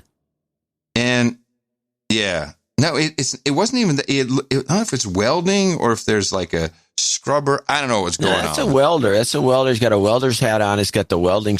But what's shooting off? What's shooting off there? Is that sparks that's shooting off of where he's welding the toilet paper? So why am I even asking this unlikely question? Let's look at some of the art which you're seeing cycle now in any of your podcasting 2.0 compatible apps. You can find them at newpodcastapps.com. Thank you, Dreb Scott. Let's take a look at some of the stuff that didn't make the cut, and we need to talk about the FAQ which I saw it was created. I don't know if we talk about it yet, or is it being posted? No, we haven't. No. Oh, you sent me an email about it. Tanta Nail sent in a list of stuff that she's picked up on, and she says, here's the beginning of your FAQ. So I said, oh, great. And then I'll have to put it together, something that looks formal. Oh, yeah. Do you want me to read what she wrote? Or that? Yeah. Sure, read it. Okay, so she said, she has 2 columns, no and yes. No stealing, no Disney, no copyrighted images or logos, no Corona COVID image, no gross or anything that puts the show in a negative light, no faces of Adam and John, no small details or lettering, no busy image with several attention points. Well, that last one, I don't know if that's not a law or anything. What was it again? No busy image with several attention points. It just doesn't work. I mean, if it doesn't work, it doesn't work. Yeah, I think we can leave that last one off. Okay. And the no small details lettering, that's just a technical part. It's really important. Now, the yes column, yes to jokes, popping, attractive colors, sparking interest to new listeners who see the image, still readable, recognizable in a thumbnail size, 200 by 200. I think it's 256, actually. A depiction of show topics or special events. Adjusted products, food, beverages, product boxes, etc. It's like it almost feels limiting this category. Self-drawn imagery. What she's done is she's deconstructed what we've been picking. Oh, that's good. Because we never talk about this, what she just said there. Correct. Okay. Yeah. She looks at what we've been doing and saying, oh, okay, I see what they're up to. And now she's deconstructing it and making it part of the rules. So well, it's not part of the rules. It's actually good advice. Right. The second part would be advice as opposed to rules. Yeah. So advice is make it funny, make it popping, attractive, sparking interest in new listeners who see the image, make it still readable or recognizable, thumbnail size, depiction of show topics or special events, adjusted products. So that's our joke products, food, beverages, product box, etc. Self-drawn imagery, public domain, Creative Commons imagery. And complementary font is preferred over a template font. Well, I guess sometimes. This is true. It's for extra points. I think it's most of the time. Recently, most of the time, we're using original stuff, original fonts. Extra points. Absolutely. Extra points. All right. I think the template is pretty much not being used by anybody that's winning a lot. So what else did we see here? Fiddlesticks was pretty funny. There was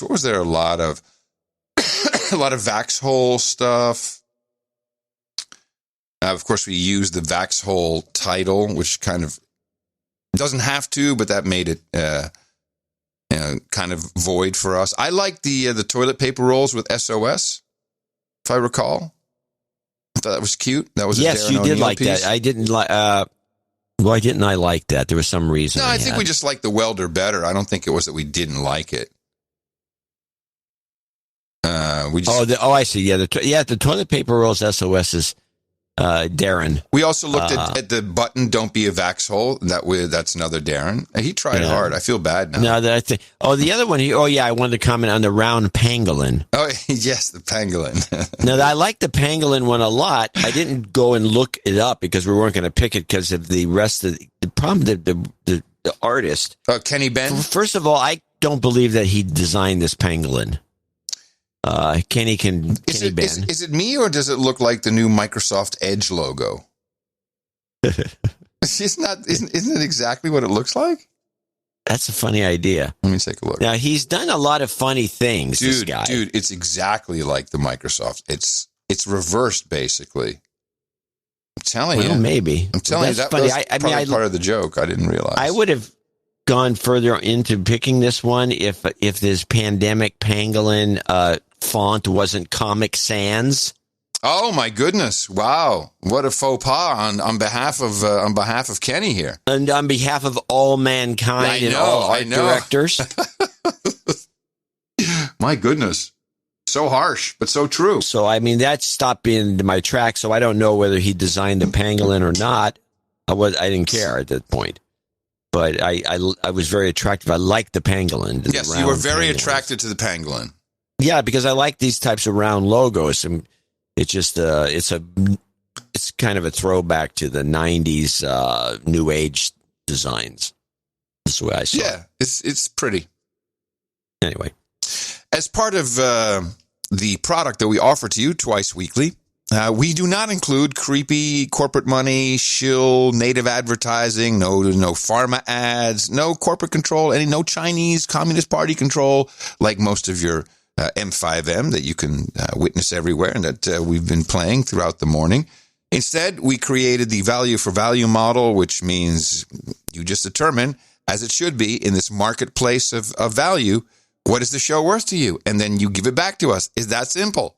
There's nothing else to it. Just make sure when you do it, it's meaningful to you. Now, that could be time, talent, or treasure. We love the treasure, and we love rewarding our big supporters with titles which are real, according to all of the Hollywood guilds, with executive producer or associate executive producer, in this case, of episode 1334 of the best podcast in the universe. Indeed. And by the way, just as a teaser, we're going to have a poem that's going to be read by Adam. Ooh, yes, poem. Got to get my poem ready. During the reading of the notes. Yes. And we do have a few people to thank, starting with Danielle Taggart, $1,000 from Danielle. Wow. Hello, Danielle. I was punched in the mouth back in early 2019 when the smoking hot dude named Ben,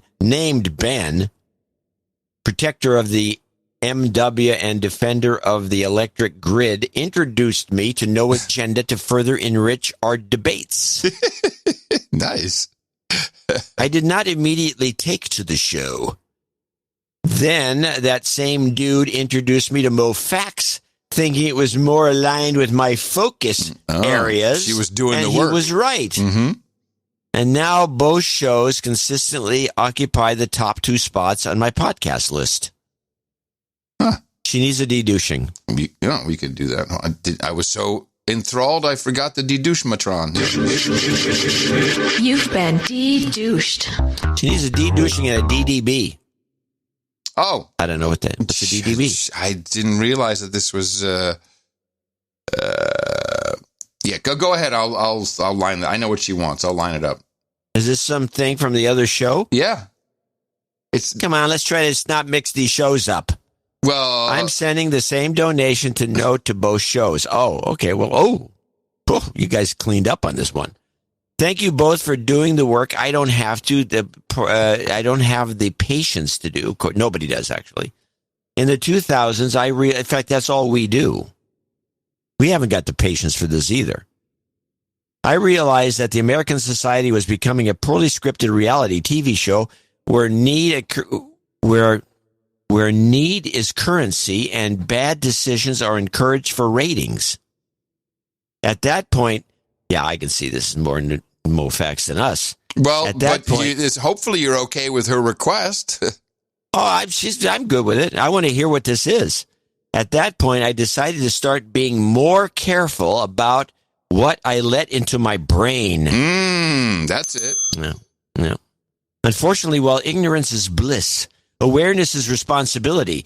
That is where you all come in and help me stay aware without submitting myself to the tactics and talking points.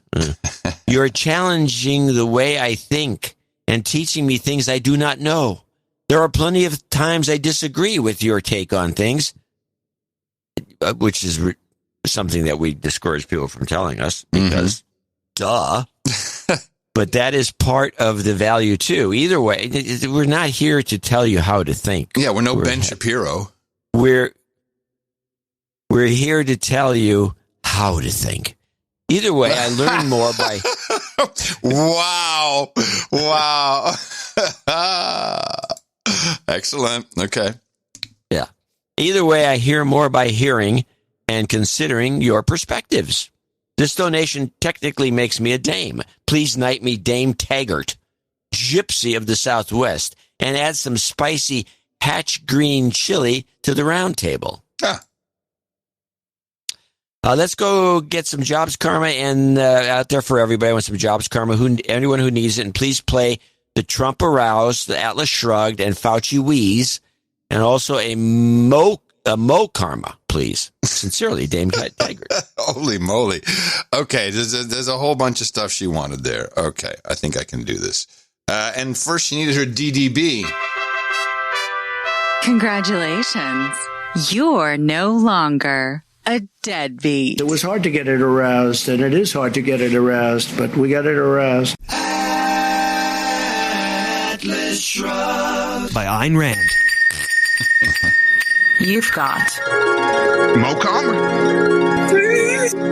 No, I think I got everything now. Oh, she wanted... Well, sorry, I missed the Jobs Karma. I should probably do that. Hold on. My goodness, don't make it so complicated. This cross-show thing is cute, but man... Jobs, and jobs. Let's vote for jobs. You've got karma. And at the end of this show, we'll be doing our stock picks. Right? Anonymous down under. And closest to the pin today on No Agenda. I would do closer to the pin. There you go. By Anonymous the way, down. Never mind. And Caulfield, Victoria, Australia, 521. Anonymous donation. Down under, positively / well-informed. Thank you, Floods Down Under. No, thank you very much, Floods Down Seems Under. Very coded message. No, that's good. 521. James Anderson in Vancouver, Washington, 401. Greetings. Thanks to the best podcast in the universe, Stereo Goat Karma. Goat Cream Karma, please. You've got karma. The night of the Barbary Coast in San Francisco, where the Barbary Coast is still there. $400. Wow. Yeah, it's a little street near Chinatown. ITM from the San Francisco Censored for Your Safety Masquerade Meetup. Much fun was had by all. PBR was consumed. This is the donation from the meetup. Yeah, it's fantastic. PBR was consumed and given to problems with the audio. Maybe those bourbon shots weren't a great idea. I guess we'll have to keep doing meetups till we get our meeting report act together. An envelope was passed around, which is nice, and it was my responsibility to get the money to the best podcast in the universe. So as George Bush would say, mission accomplished. My understanding is that all the dollars count as meetup money, but if any attendees meant their share towards their personal knighthood or higher status, then please maintain your personal accounting accordingly. Well, thank you for putting that message in there. Very good. Huzzah! Huzzah! The night of the Barbary Coast. Huzzah! Huzzah to you. Huzzah! Sir Roy Martin in Dothan, Alabama, 350. Love the show. Love PC 2.0 particularly because it is so easy to clip to friends and hit them in the mouth. Oh, that's really nice. He's talking about our sound bites feature of podcasting 2.0, and so you can indeed really easily make Podverse does a really good job. Yeah, you can make clips. Exactly. From our state perspective, the pandemic is over. It's over. But nobody wants to deal with it being over. We got to sell some more vaccines. We got to get, anyway. And I do SARS, the real deadly one, SARS-1, CoV-1, came and went. No masks, no social distancing. Came and went, and it was a killer. Remember Ebola? When the plane landed, when it was on live TV, and the first patient with Ebola coming to Dallas, landed the plane. They had the shot from the tower, and then the ambulance drove him to the end of the tarmac, and the guy jumps out and walks in with like in a hazmat suit. He wasn't all flesh-eating, puking, pooping out his guts. From our state, he continues, our state perspective, the pandemic's over, and I do not know what country the Washington blowholes are talking about. And then his note gets cut off. Yeah, I got So if you have any more to say, Sir Roy, let us know. I missed it, unfortunately. Sorry about that, Roy. Mm-hmm. Dan Friday in Shoreline, Washington, 333.44. ITM, I'm a Rogan transplant and have appreciated all the info. Sorry. Rogan donation. One per show. This is my first donation. Oh. So de-douche me. You've been de-douched. And I've got 2 douchebag call-outs for my buddies Jason douchebag and Karsten douchebag. I'm an artist, so please give me some jobs karma. Friday, and he's got a... Is that his website? I don't know, maybe Friday. Okay, we'll read it since it's here. FridayGlass.com. Yeah, what is it? FridayGlass.com. He's an artist. Mm-hmm. What does he have on Friday Glass? Oh, he's a glass hole. He's a glass guy. Wow. Well, there's all the good glass guys in Washington because they all got trained. I bet you got trained by Gahuli, the guy. Gahuli, the glass guy up there. I met him once.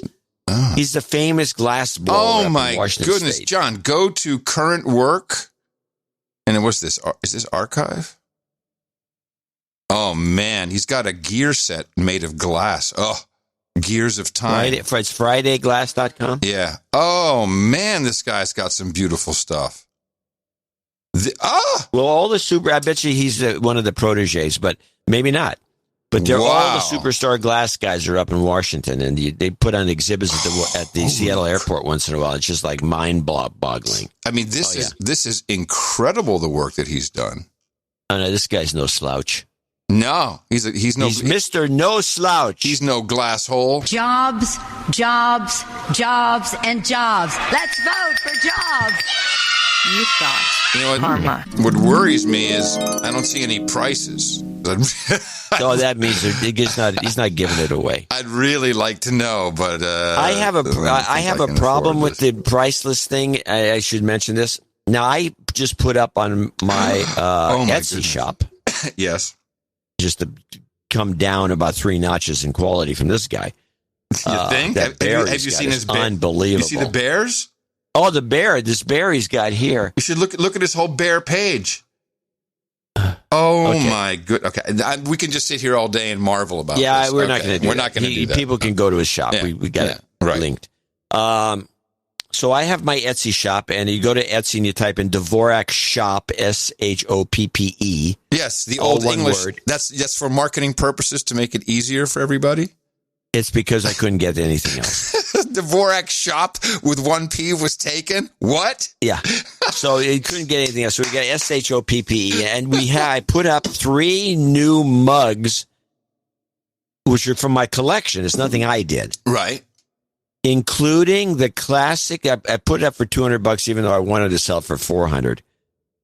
The original green, logoed Microsoft mug that is the most collectible of all Microsoft mugs. It's got the original logo. It's in perfect condition. It's not chipped or anything. And it is the mug, and I'm selling it for $200 because it is.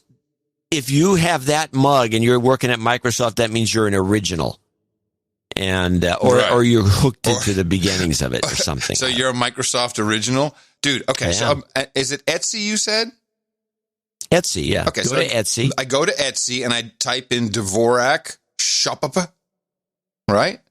Yeah. In the search, find shop names, and I do that, and I get. PDF tutorial for Terry's Tea Shop. I get ink sans vials inspired How are you spelling it again? SHOPPE. Really? Yeah. Well, I just did a search and it came right up. Well, they're hosing you, bro. Let's see. So. What if I just do Dvorak? What happens then? It shouldn't help. get a lot of music. I get a Dvorak. This is lame, man. I want to see it. I sincerely want to. What if I just do shop with one P? That'd be hilarious. I just did it, and it came up Dvorak. It's all one word. Oh, well, okay. Jeez. All one word. Yeah, that worked. Of course that worked. Dvorak shop. Oh, cute. Did Jay draw that logo for you? Yeah. Mm-hmm. So oh, yes. It's sold. What are you talking? It's sold. What's sold? The green Microsoft mug sold. What kind of say that on here? It says sold right here. Well, if it's sold, it just must have sold today. Well, what was it priced at? $200. Damn, Skippy. It's sold. Nice. I knew I should have priced it higher. You messed it up. Oh, is this? Oh, look at this. This is really nice. Look at this. My goodness, ladies and gentlemen. If you want to see some cool stuff, which, by the way, I do not include John's target practice. Targets. What the hell? $150 for your target practice? No. Well, that's because I don't expect to sell those. No. That's overpriced. No, I'm not gonna buy that from you. But I'll take that Bonneville for $150. Oh, it's just a picture signed by you. Well, who else is going to sign it? I don't know, man. It's funny. Why is it funny? It's a photograph. Well, I don't know. It's just maybe you're. I don't know. You said it's getting like Kamala. Well, I'm going to tell you. All right, enough of the website. I'm very disappointed that mug sold if it did. I think it's funny because your signature doesn't. It looks kind of weird. I've seen your signature on the certificate. I've never seen it written like the bond. Go look at it. You tell me it's not a weird signature. It's a little small. Yeah. Yeah. Is it a 1 of 1? Yeah, I don't do anything. Is it an artist proof? Is it an artist proof? There's no artist. It's just 1 of 1. Nice page, man. I like the Manhattan shot. That looks pretty sick. How big is that piece? Well, I actually have a bigger piece of that I haven't put on the shop, which is hanging on the wall, which all is right, like let's 4 foot by 5 foot. We're just looking at old mugs. What is wrong with us? Back to the show. Yeah, where were we? We were at the FridayGlass.com, and he wanted Jobs Karma, and I don't even remember if we gave it to him. We'll do it again, just in case. Jobs and jobs. Let's vote for jobs. You've got karma. All right, blown away by that. Here, I'll pick this up. Carissa Mulan, 33333 from Thaxton, Virginia. And Carissa says, happy 50th birthday to me. To my longtime boyfriend, Scott Manning. He's the future knight of the Mid-Atlantic Solar Winds. We are officially 1/3 of the way to knighthood.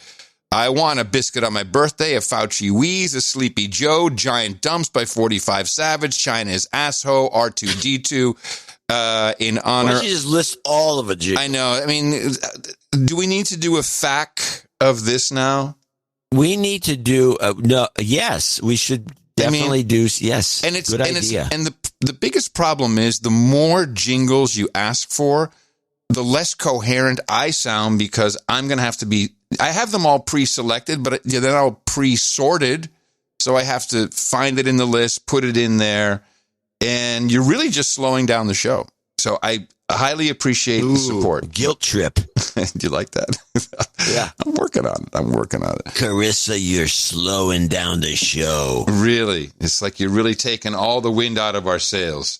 All right, what is the last one? The R2D2. Okay, I've got all that. What else did she say? Scott will tell you that his best birthday present continues to be my willingness to co-listen to your bi-weekly amygdala shrinking therapist sessions. Good for both sanity restoration and intentional reality assessment. Not to mention wholehearted laughter. That's right. We're your source for PBA Affected. Thanks for your fabulous show. They always give me a biscuit on my birthday. Here we go. Here we go. Here we go. They did dumps. They call them dumps. Big, massive dumps. China is asshole. You've got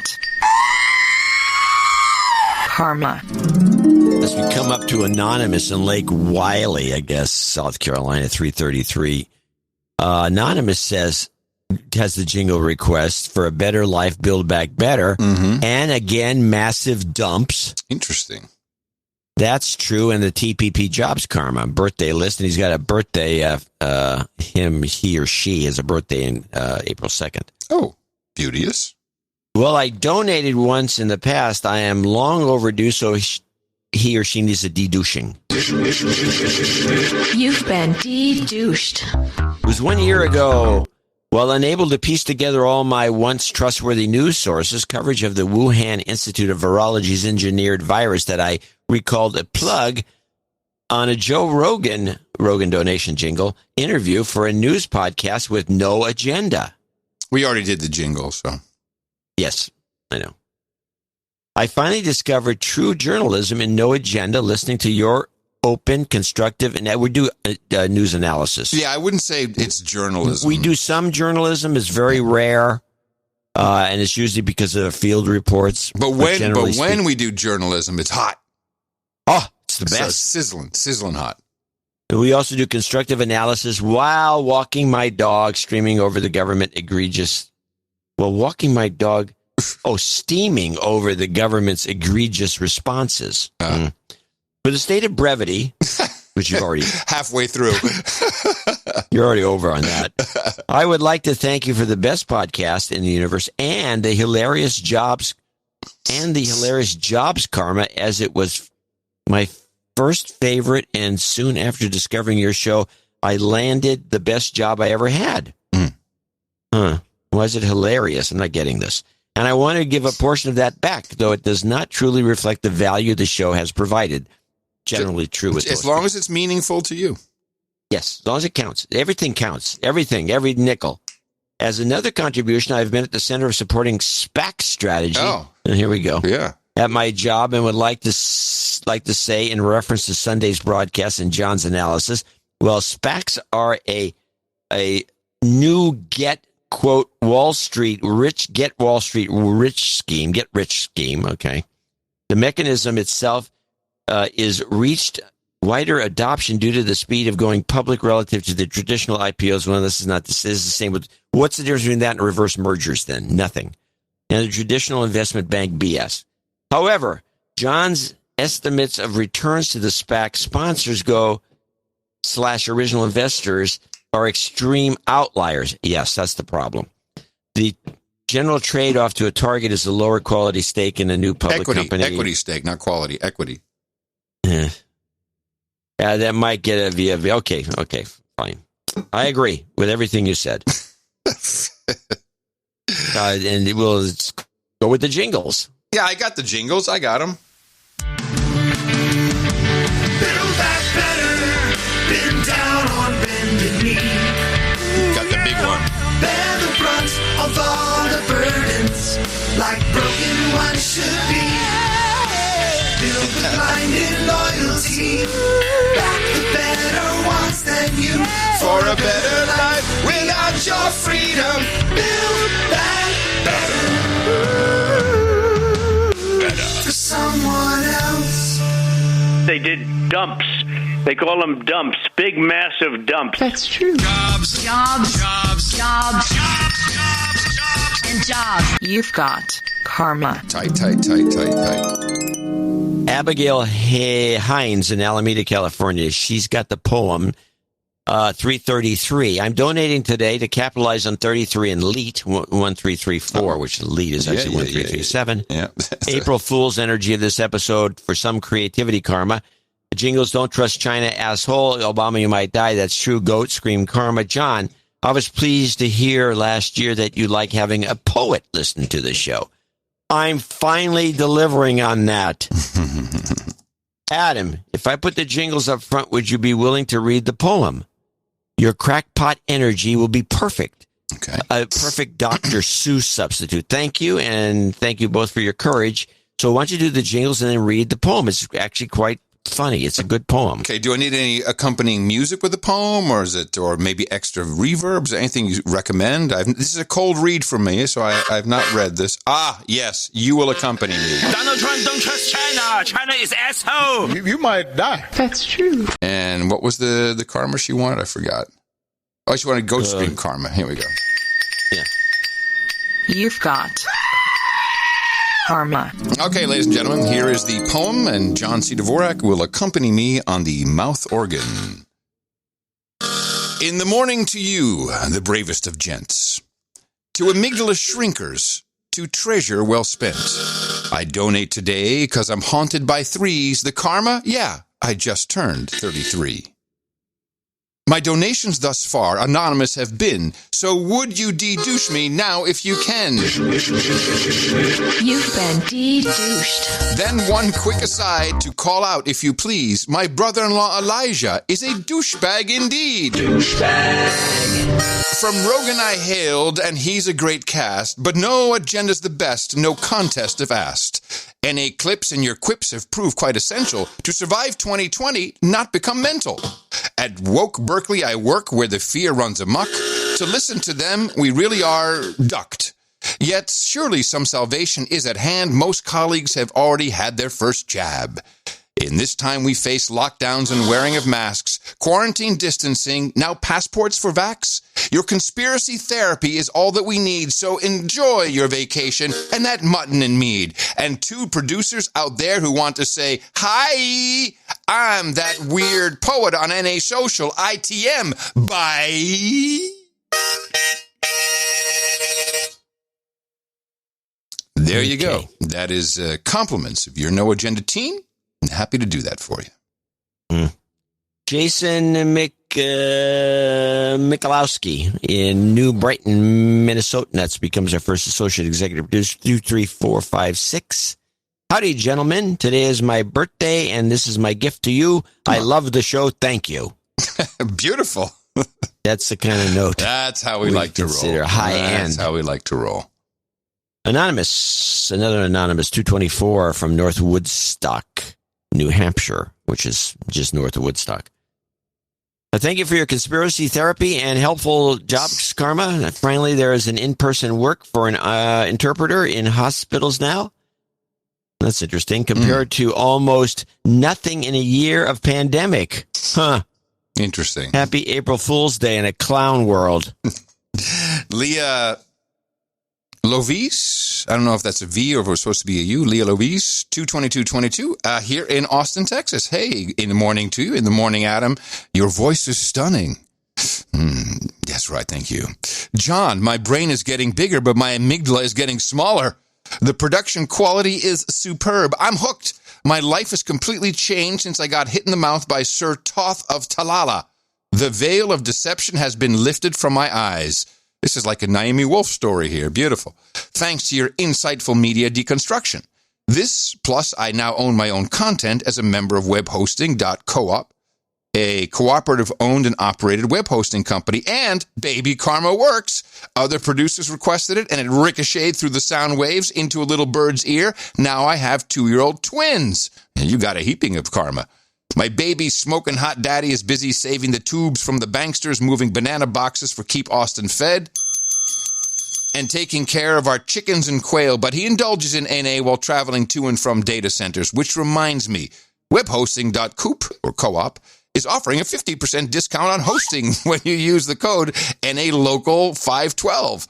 Thank you for your courage. Much love, Leah. The babies are swinging from the rafters. Please give them an Obama mariachi and a little girl yay. Okay, you know what? Woo! Hit it! No.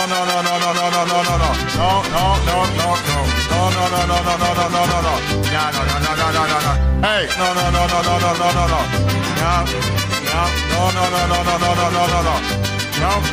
No. Come on. Yay! Dave Petron in Clovis, California, 222.22. He says, hit in the mouth, March 2020, Bruce Fox is a douchebag. Yes. Douchebag. First donation, please de-douche me.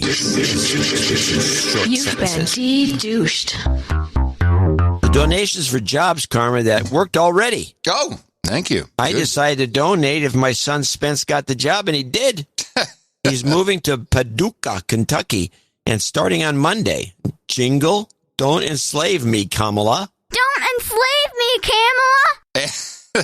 That's great, man. Thank you. And thank you for making good on your promise to yourself. That's very cool. Sunny Rose, 20102. Parts unknown as for now. Adam and John, please send me some on the road karma. Possible clip included. Yes, she did send me something here. Okay. I have not listened to it, but it's 5 seconds. How bad could it be? So we'll set that up for you. I leave. How could it be? Well, yeah, what am I saying, right? I leave Monday for a 6-week around the country solo road trip. Oh, I want to see for myself what the hell is going on out there. Boy, this is a great American thing to do, isn't it?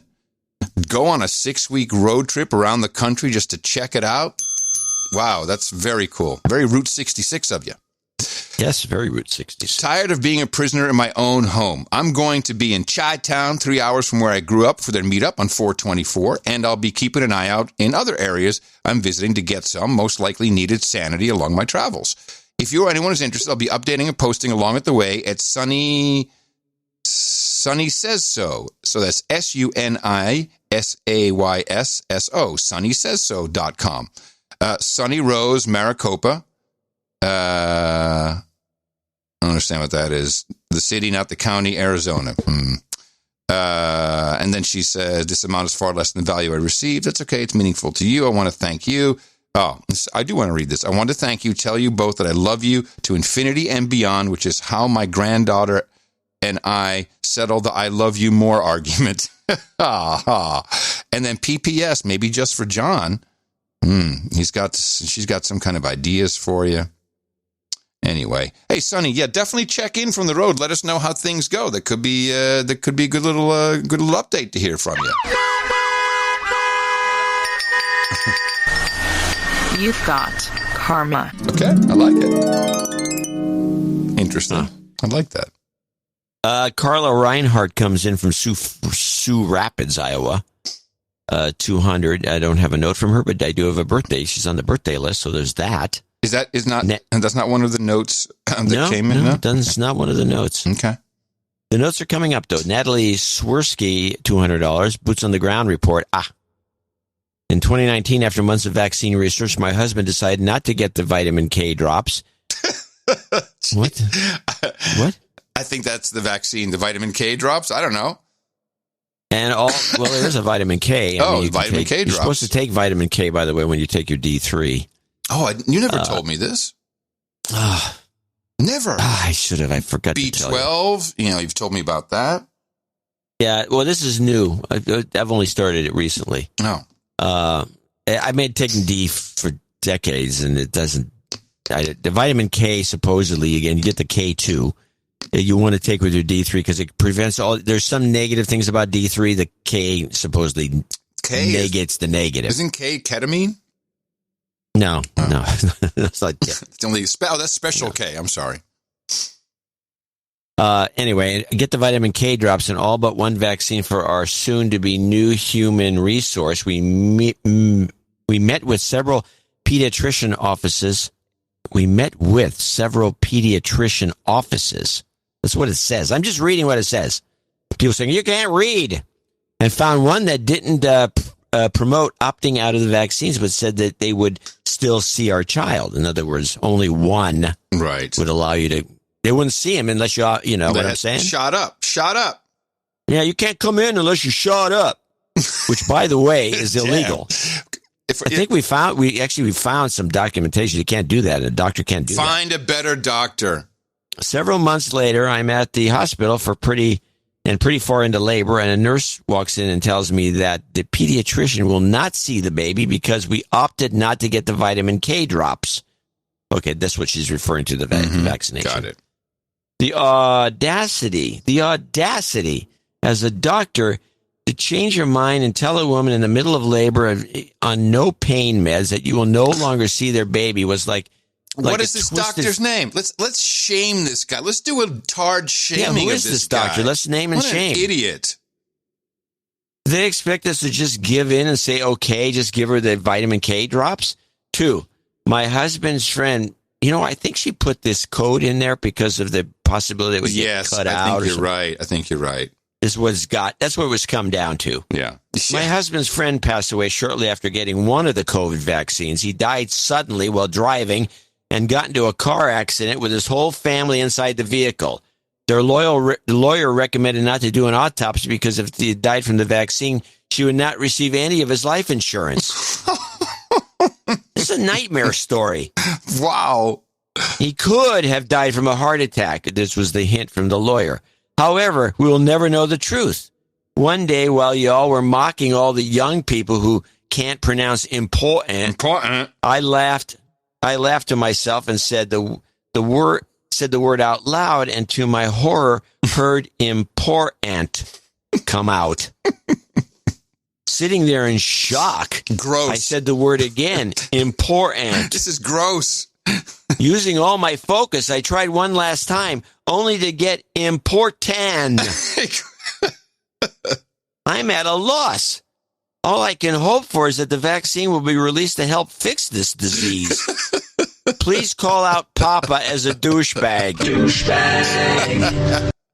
Can I get a get out of my way protesters and R2D2 scream, please? I looked for that. I can't. I remember. Wasn't it a game? Was it the Game Voice? Was it?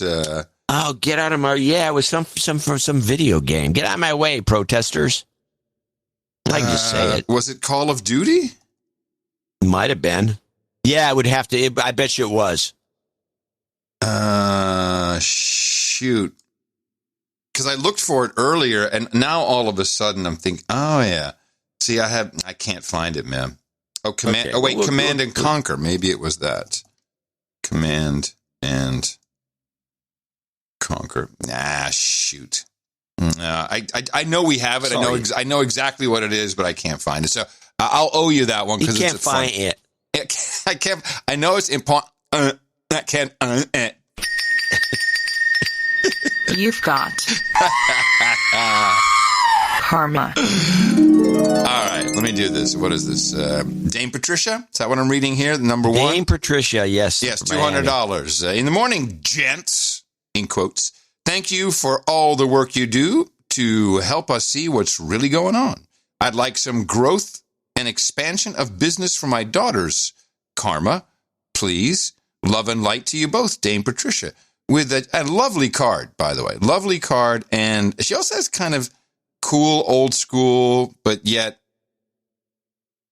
I like the handwriting. It's kind of how I write, honestly. I have a little bit of that. Not scratch, but... You've got karma. Mixed up cursive and block letters. I'm a mess. Christine McGrath. She also have a note here in this. I don't have her note. Do you have a note? Yeah, I think, is this her? That's Demi in Wisconsin. I got Dame Zelda of the Turtle Realm, which will be coming up. Got Dame Zelda. I see Demi on UNICEF. And who is this? No, I guess not. No, I don't have that. Sorry. I don't have it either. I don't have it. Christine came in from Sun Prairie, Wisconsin for $200. And if we find a note, which I don't look around, but I don't see it, we'll read it later. Meanwhile, last but not least, is what does this say here on this note? Is Dame Zelda of the Turtle Realm in Muskegon, Michigan. She comes in with 200, even though it shows up here as 66. Oh no, here it is, 250. It says, I don't know. So she sent an accounting in with a bunch of numbers. My husband, Drew Soar, will be 67 on Tuesday, March 30th. It's time for him to sit at the round table beside me. Oh, nice. Accounting above. He's been listening to No Agenda since the beginning, and before that to John on Cranky Geeks. Cranky Geeks donation. Something. Which is really what the hell? Far and few between. Okay. That'll be the day. Drew would like to be known as Sir Grumpy Old Boomer, yeah, Cranky Geek, and have Blue Moon Ale and soft molasses cookies at the round table. Delicious. Perfect. Please place him on the birthday list. Oh, I don't think he's on the birthday list. Yeah, he is. Yep, definitely. No, and I believe today's donation will make him an associate producer as well as a knight. So he needs a de-douching. You got it. You've been de-douched. Drew is my hubby, best friend, and my rock. Now he's also my knight in shining armor. Thank you, John and Adam, for all that you do for our sanity. Enjoy your well-earned vacation. Vacances. Vacancy. Holiday. Vacances. Yes. Where are you going, by the way? Secret location. Away. Yes. Where are you going? You're not going Cabo. anywhere. Where am I going? Cabo. Well, I'm going to have where I was going to celebrate my birthday. I'm in the timeshare with Adler. Your mayor. Mayor Adler. Yeah, Adler. Yeah. So I'm going to do, is my birthday week, so we're going to have a bunch of dinners, and then I'm going to do Edwin Black's podcast on right. Thursday. I'm excited about that. Now, and I might be doing Grumpy Old Ben's podcast, perhaps. I think you should do it. And I think it's a really good idea. I just would do it after the regular show slot, because you don't want to see all the confusion that does if we do something else in that slot. It's just confusing. Okay, I'll take it. But how about whatever after you that? say goes? Yeah, but how about right after that? That would be fantastic if you did it right after the show. Yeah. I think that'd be fun. Yeah, maybe. I don't know. Maybe. Hey, can I ask you something? I haven't done Nick the Rat's podcast. I'm supposed to do that Sunday. I'm supposed He's to given up and even asking me. I'm supposed to do Grimerica before we leave. I don't know how I'm going to fit it all in. It's nuts. No, you're going to have to put that off. I'm messed up. And I've already made appointments that I can't keep. It's Tuesday. Tuesday, I think, is when we leave the house. And your birthday is Monday. Monday? Yeah. Wow, man. And can people send a number in for your birthday? Yeah, I'll put it in for the Easter Sunday. It'll be the Easter Sunday, my birthday. And also, that was my way of asking how old you're going to be. It's going to be 3, 2, 1. 4, 3, 2, 1. Saturday. That's Saturday. It's a countdown. It's the countdown Saturday. 4, 3, 2, 1. Oh, so you're not doing age anymore? No, I'm doing age. That's Sunday. But I asked you how old you're going to be. I'm asking how old you're going to be. Well, you have to figure it out. I was born in 52. I can't do that. So you're 69. Swazzle enough, everybody. Oh, I see. I didn't realize that was going on. Yeah, Hello. If I let me think. No, we love this. Yeah. 69, dudes. I'm just doing the calculation from 1952. I believe that would be 69. Sounds right. Count from 1952. I don't know. It's good with me. We're making it Soissons enough. Je t'aime le Soissons enough. And that's it. We thank our executive producers and associate executive producers for producing episode 1334. Yeah, thank you for spending the extra day with us. The extra day? Yeah, for doing this donation segment. Hey, it's up to the producers, man. You know, people should give each other crap. I mean, I don't mind it. I don't mind doing 3.5, 4 hours. I enjoy this. I like the notes. I like hearing what people have to say. I think there's good content in there. To me, it's one thing. It's not. It's boring. What it is an opportunity for people to miss things because they think, oh, it's just donation notes. I'll fast forward to that. Oh no, a lot of people miss a lot of content by skipping over. I mean, I can because of the structure of how podcasting 2.0 works. I now have statistics. And you can see that, yeah, there's a small piece that people drop off when the donation segment hits, but really, is it 5% of those who are listening? And it comes back up afterwards. All I'm thinking is, you missed out on some good stuff. You missed out. I have a couple of notes to read to stretch this even further. Okay, good, because I still have to get us out of here. Yes. Here's a boots on the ground report, just from Chris, a producer. In Norway, after hearing record results for 2020, despite the corona insecurity, the seriousness is dawning on us. Up until now, there hasn't been much change to our workday, except for a growing couple of pocket-sized hand sanitizers, one of those barcode scanners that for thermometers.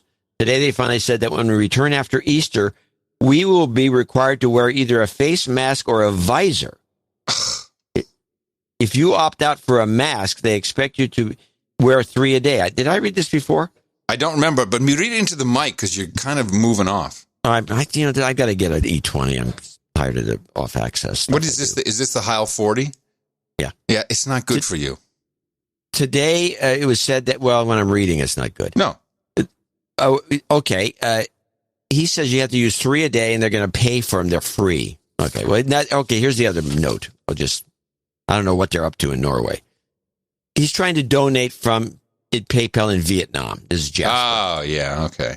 I don't have any other issues with PayPal, and I've been used to it. Pay for other things. Thinks there's some sort of we get some sort of lockout out of Vietnam. Us, or all yeah, us. You can't say you can do. He uses PayPal for everything, but it won't. No agenda. He gets a note. He sent me the thing. He says, "No, can't accept." Wow. No agenda. Are we on a list? I don't know. I'm looking into it. But who's saying can't accept? Is that the Vietnamese? Some Vietnamese guy and going can't accept. I mean, what's going on? Who's saying this? PayPal. Oh. Vietnam is open. No lockdowns. Locals still name shops and hotels after Trump. Did you know this? No. Apparently, everything's named after Trump in Vietnam. Wow. And with 105 million people, we have 2,300 cases and less than 30 deads. Lock them down. Lock them down. 30 dead with 105 million people. Okay.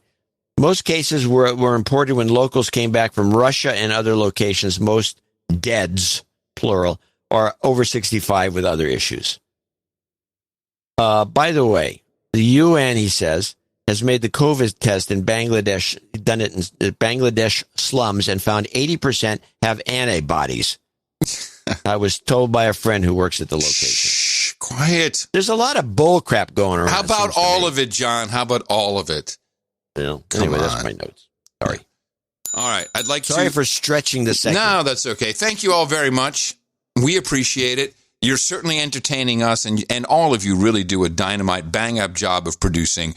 Where can you get this kind of information? Now, NPR has to hire someone who can talk like this, who will then call in pretending to be somewhere in one of these countries in Vietnam, and they would not tell you that everything's named after Trump. So that's the kind of stuff that we get from you, from No Agenda Nation. And we appreciate the support. These are real titles for our execs and our associate executive producers of episode 1334. If you'd like to do it and participate along with them, we have our second Thursday, also known as Sunday, coming up for you. This will be one of our first special shows, but we'd love to hear from you at Dvorak.org/NA. And we thank you for your time, your talent, and your treasure producing the best podcast in the universe. Our formula is this. We go out, we hit people in the mouth.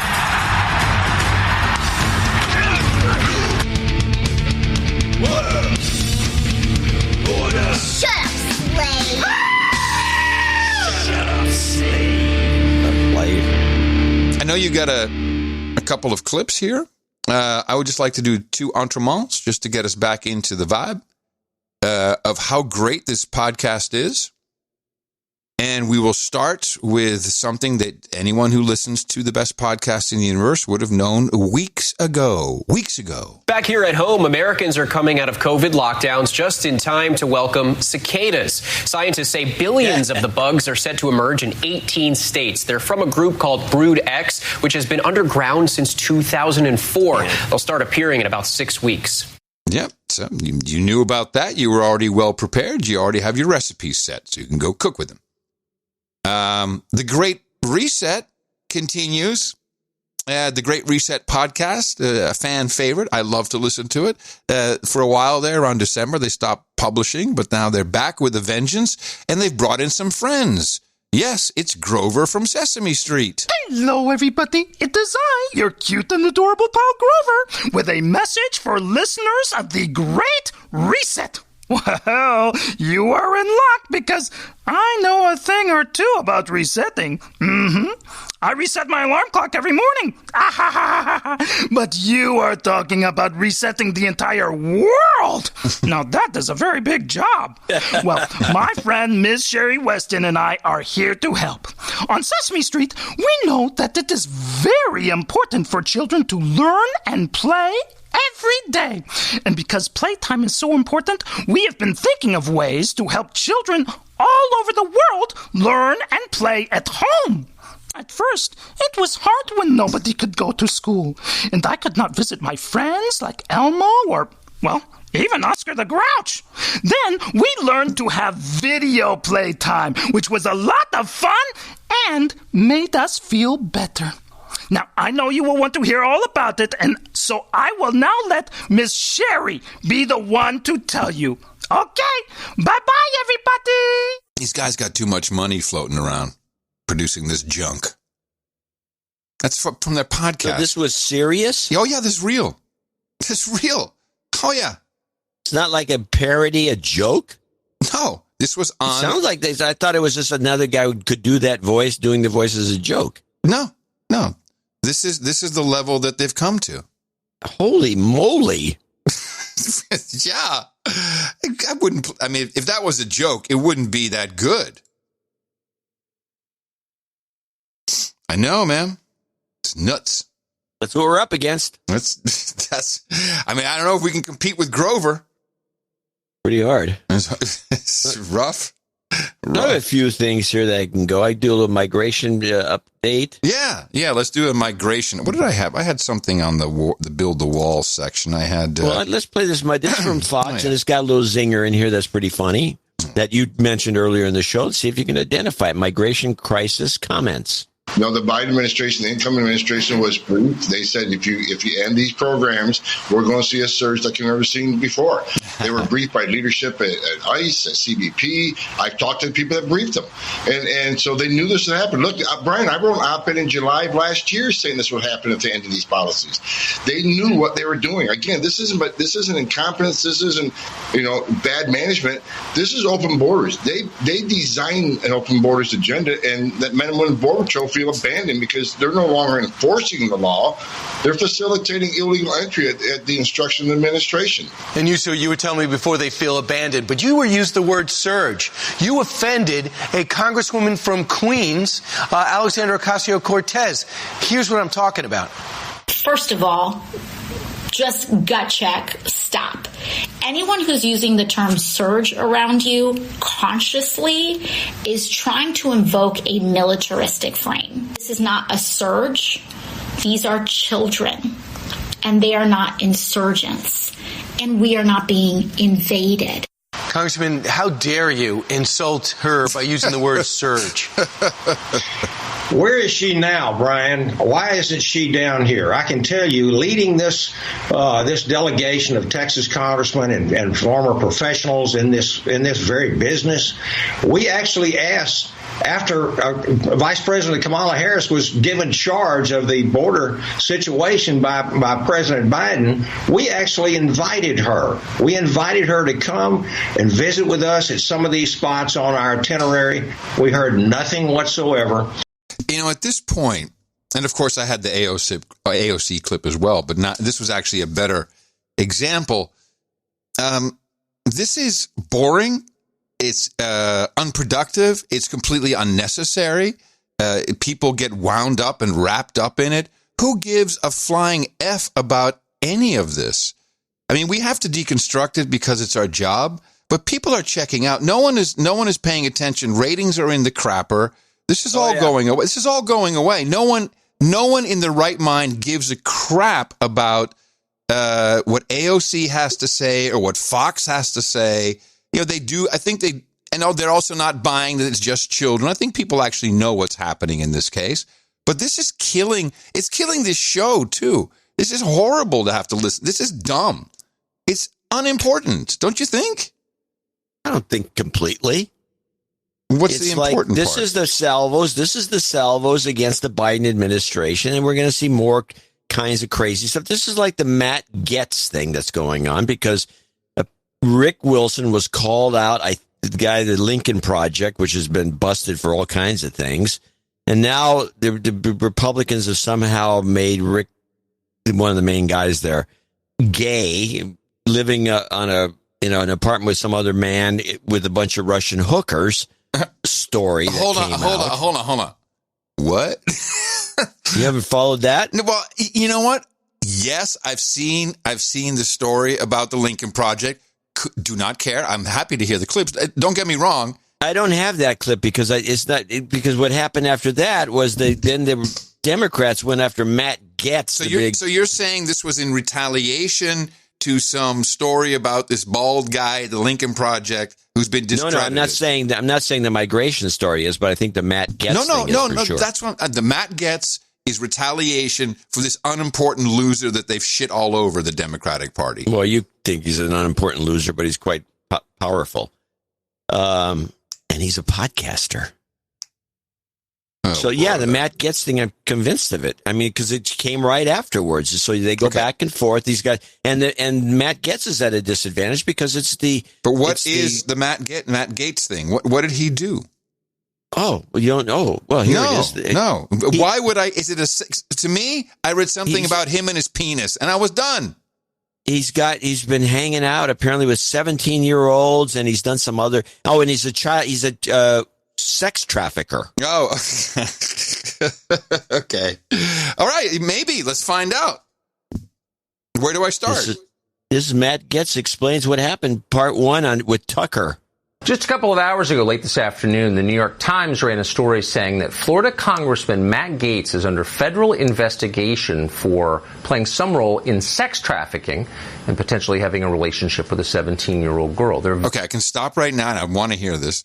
I can already hear the projection from someone who was doing this with Epstein girls. This is a projection from somebody. Very few details in major news outlets tonight about this story. We have no background on it all and not even any very informed questions. Instead, we've invited Congressman Gaetz on the show to respond to these stories and give us his view of them. Congressman, thanks so much for coming on. Appreciate it. So this is obviously a serious allegation. Tell us what the truth is from your perspective. It is a horrible allegation, and it is a lie. The New York Times is running a story that I have traveled with a 17-year-old woman, and that is verifiably false. People can look at my travel records and see that that is not the case.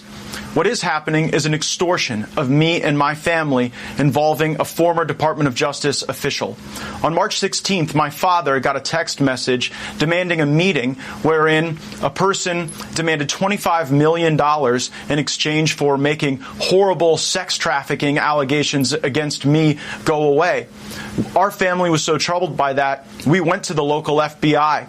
And the FBI and the Department of Justice were so concerned about this attempted extortion of a member of Congress that they asked my dad to wear a wire, which he did with the former Department of Justice official.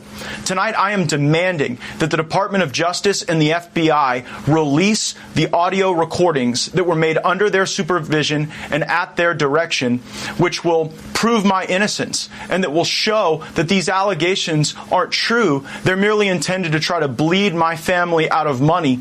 And this former Department of Justice official tomorrow was supposed to be contacted by my father so that specific instructions could be given regarding the wiring of $4.5 million as a down payment on this bribe. I don't think it's a coincidence that tonight, somehow, the New York Times is leaking this information, smearing me, and ruining the investigation that would likely result in one of the former colleagues of the current DOJ being brought to justice for trying to extort me and my family. Oh, man. I love the wire part of the story. I hadn't heard that. This is good. Oh, yeah. The whole thing is pretty good. Now, who's the attorney? Is this the attorney general? Or this is the federal stuff we're talking about here? No, this is a guy who was an ex-DOJ guy out of the Obama administration, I believe. Mm-hmm. But, it just brings to mind the commentary from William Binney, who says that why do we have so much crazy? The NSA and the FBI and all these guys, they've got all the goods on everybody. Yeah. And they're never using it to solve crimes or do anything like that. They're just using it to... Penis We've stories. said this on the show before. Yeah. Yeah. It's always a blackmailing operation run by the government. That's all they care about. Where did you put your penis? Okay, now you have to do what we tell you to do. So here we go with part 2, where I like the fact that he names names here, and then, but he still has the same story to tell, which is why don't they give up the tape with the wire recorded? I don't know. Here he goes. It could be one of those.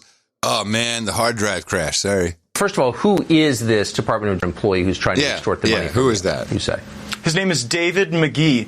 He was a top official in the leadership in the Northern District of Florida as a prosecutor. He currently works at the Beggs and Lane law firm. As a matter of fact, one of the recordings that was made at the FBI and Department of Justice request occurred at that law firm. And the money that was supposed to be paid today that would have shown even more evidence of David McGee's work in this extortion scheme, that was foiled by the New York Times story. And I believe that's why this horrible information and these terrible allegations have been used this evening. So you're, and I'll get to the investigation in a sec, but you're saying that David McGee was motivated by greed. He was trying to extort money from your family. That's his motivation, you're saying. I know that there was a demand for money in exchange for a commitment that he could make this investigation go away along with his co-conspirators. They even claimed to have specific connections inside the Biden White House. Now, I don't know if that's true. They were promising that Joe Biden would pardon me. Obviously, I don't need a pardon. I'm not seeking a pardon. I have not done anything improper or wrong. But what I am troubled by is the real motivation for all of this. Just tonight, Ted Lieu, a Democrat, is calling on me to be removed from the House Judiciary Committee. And I believe we are in an era of our politics now, Tucker, where people are smeared to try to take them out of the conversation. I'm not the only person on screen right now who's been falsely accused of a terrible sex act. You were accused of something that you did not do. And so you know what this feels like. You know the pain it can bring to your family. And you know how it just puts people on defense when you're accused of something so salacious and awful. But it did not happen. It is not true. And the fact that it is the basis of this attempt to extort my family tells a lot. And if the FBI and Department of Justice will release the tapes that they are in possession of, the American people will see what is really going on. Well, now, here is a young man who I hear is in trouble with something. Something's messed up. And why doesn't he just say what's on the tape? 5 minutes and he didn't tell us what's on the tape. Why don't you tell us what's on the tape? Well, I don't know. Because? Does he know exactly what's on the tape? His dad was wiretapped. His dad wore a wire. I don't know. I'm sure his dad told him. It also seems to be something with his dad and not necessarily around him. Well, dad's the bag man. His dad's the bag man? That's what it sounds like. That could be true. So this David McGee, he's no slouch. He was the first assistant at the United States Attorney's Office for 7 years and as lead attorney for United States Department of Justice Organized Crime Task Force. So when his dad may be being the bag man, I don't know. This is weird. It's weird. I think it has less to do with Matt Gaetz and more with his father. It's just my guess from what I'm hearing. But it's a penis story, so headlines. Crazy. It's a good one. Huh? I mean, we can go back to our normal programming, which is to find things to ridicule about Joe Biden. Ah! Hey, by the way, I like this. Don't get me wrong. I like it because now I see there's some depth to it. This is not just the media about some story about a 17-year-old. That's for the shallow. But what's going on underneath, I think, is something perhaps much more interesting. We'll see. I'd like to know how the New York Times is connected to that. That place is getting all the good leaks. Well, they got a lot going for them. I hate to do this because it's not Sunday. 1, 2, 3, 4, 5. I got some 5, 6 Biden clips. Now, this is from his infrastructure pitch where he's telling us. I have a couple of old clips that I didn't pull from his presser that I wanted to play because we talked about them, but I never had them, and including, let's start with this one, which I did a little sweetening on this so you could hear what I think was important. I had it repeated in the clip. Mm-hmm. And this is about Joe Biden when he was asked about leaving Afghanistan. So what we've been doing, and what Secretary Blinken has been doing, we've been meeting with our allies, those other nations that have NATO allies who have troops in Afghanistan as well. And if we leave, we're going to do so in a safe and orderly way. Man, there's something's wrong with your clip. What was your sweetening? No, I repeated the important part, which was if we leave. Ah, okay. It was a little confusing. Let me play that part again. Guys who have troops in Afghanistan as well, and if we leave, we're going to do so in a safe and orderly way. I wanted to make it clear. You should have done a little. I could have done a lot of different things, but I wanted to make it clear that he keeps saying if we leave. Yeah. We're not leaving. No. It's the poppy fields. There is no chance we're leaving Afghanistan. We're not letting the Chinese, the Russians, or anybody. Nobody's taking those poppies. No one's taking those poppies. Them's our poppies. Yep. That's our trade. They provide billions of dollars so the CIA can black have extra budget people working in the round. So every company you work for has got some spook there just checking out. And you can go send over your rebuilding teams, your construction stuff, and put some more poppy protection. It's a never ending thing. It's beautiful, and it's a joke at this point. Haven't we played clips of the Inspector General for the whole operation? He's like, "This is sick. He's just sick. This is so horrible how much money's being wasted." Don't you remember that? Yeah, it was. Yeah. Here's the other one that I pulled from the original presser.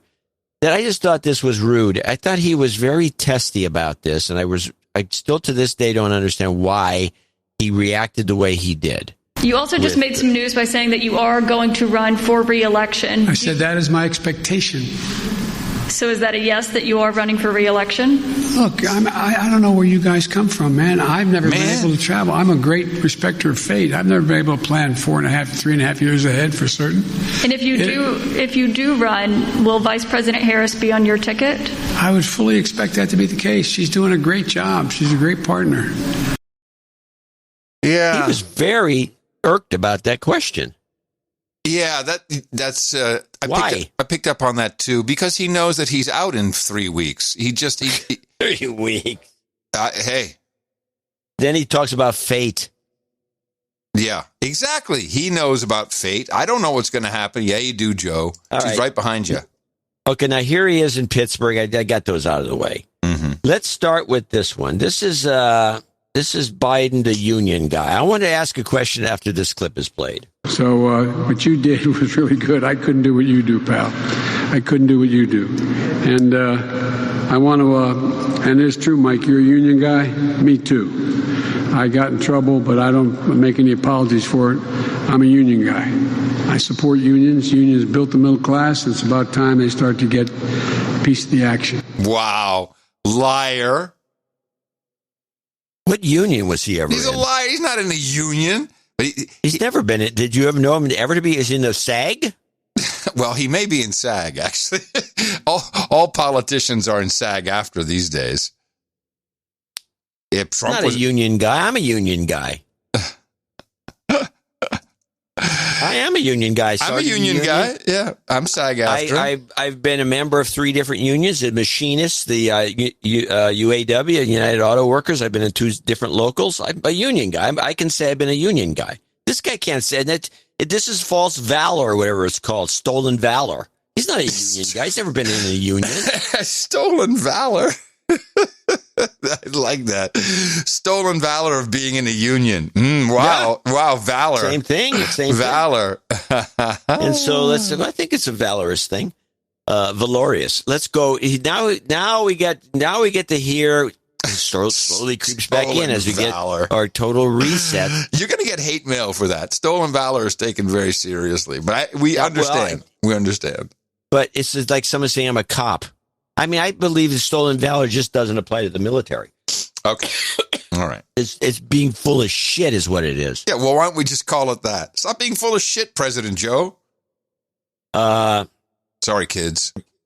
Biden I don't think I'm going to get hate mail. No, no, I already... I'm inviting it. Biden on high speed... here we go. Ready? Yeah. High-speed rail is back. If you and your family could travel coast to coast without a single tank of gas on board a high-speed train. We can connect high-speed, affordable, reliable internet wherever you live.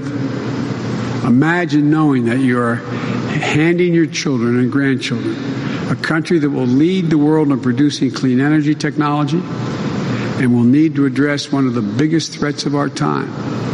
That's what we'll do. Oh, baby, I'm so happy it's back. All aboard, train's good, plane's bad. Woo-hoo. Except his pre-predecessor, President Obama, did it much better.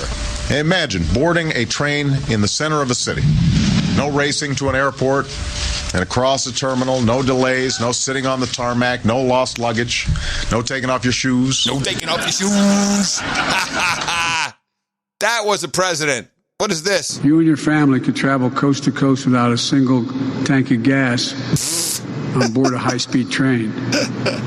And connect high-speed, affordable, reliable internet wherever you live. Internet. High-speed, affordable internet. All right. Thanks, Joe.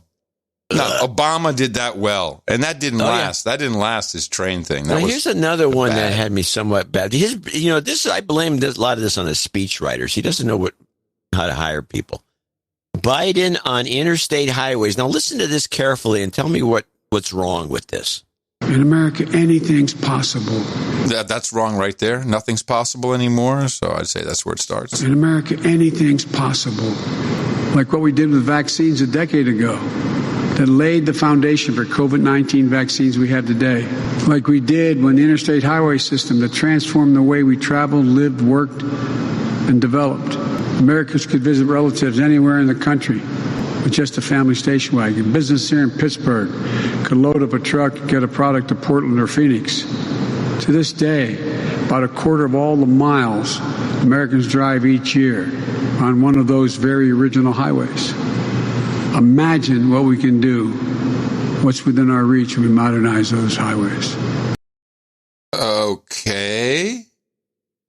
The interstate highway system is not one of those quote-unquote original highways. No, not at all. They were put in play in the 50s and really got going in the 60s and 70s, and those are the interstate system that Eisenhower put together. The original highways are Highway 66, Route 66 you mentioned earlier, the Highway 50, Highway 40, these cross-country, the Lincoln Highway. Those are the original highways, and some of them are still in existence. So he's mixing up one and the other, because I think he's got millennials that don't know anything writing these speeches. Now, wasn't the interstate highway was partly an infrastructure project, but it was also in combination with the loop in Chicago? Wasn't it the intent that you could land military aircraft on some of these highways if necessary? There was a military angle to the interstate system, yes. Yeah, that's what I remember. It was kind of like, the reason the Champs-Élysées is so wide is because Napoleon III decided to make these big, giant roads through Paris so they could march the troops in and out of town. Yeah, okay. I buy that. Oh. I buy that. Huh. Now. Wow, that was, but you're correct. It's very poor. No one calls them out on it. Complete deficit to the knowledge of the country. If it was Trump, it'd been a lie. Yeah, lie, fact check false. We got to write them down. We'll put it in the database. Wapo, put it in the database. Fact check false. And the last one I have is just Biden on the passport. Thank you, Congressman, for the passport in your district, and I appreciate being here. So he goes on when he starts off his speech, he talks the passport into your district. I think that he dropped that little coinage in there for the purposes of maybe easing people into the idea of needing a passport to go into Pittsburgh or New York, which New York wants to do, or San Francisco or Chicago. This is your new jobs. We got a bunch of guys, guards outside of San Francisco. Check passport, sir. Passport. No, you don't really think that's going to happen. I don't think it's going to happen, but I think it'd be not. I think they'd like it to happen. Wow, employs a lot of people. This is. It's. I think it's going to fail. I think they're going.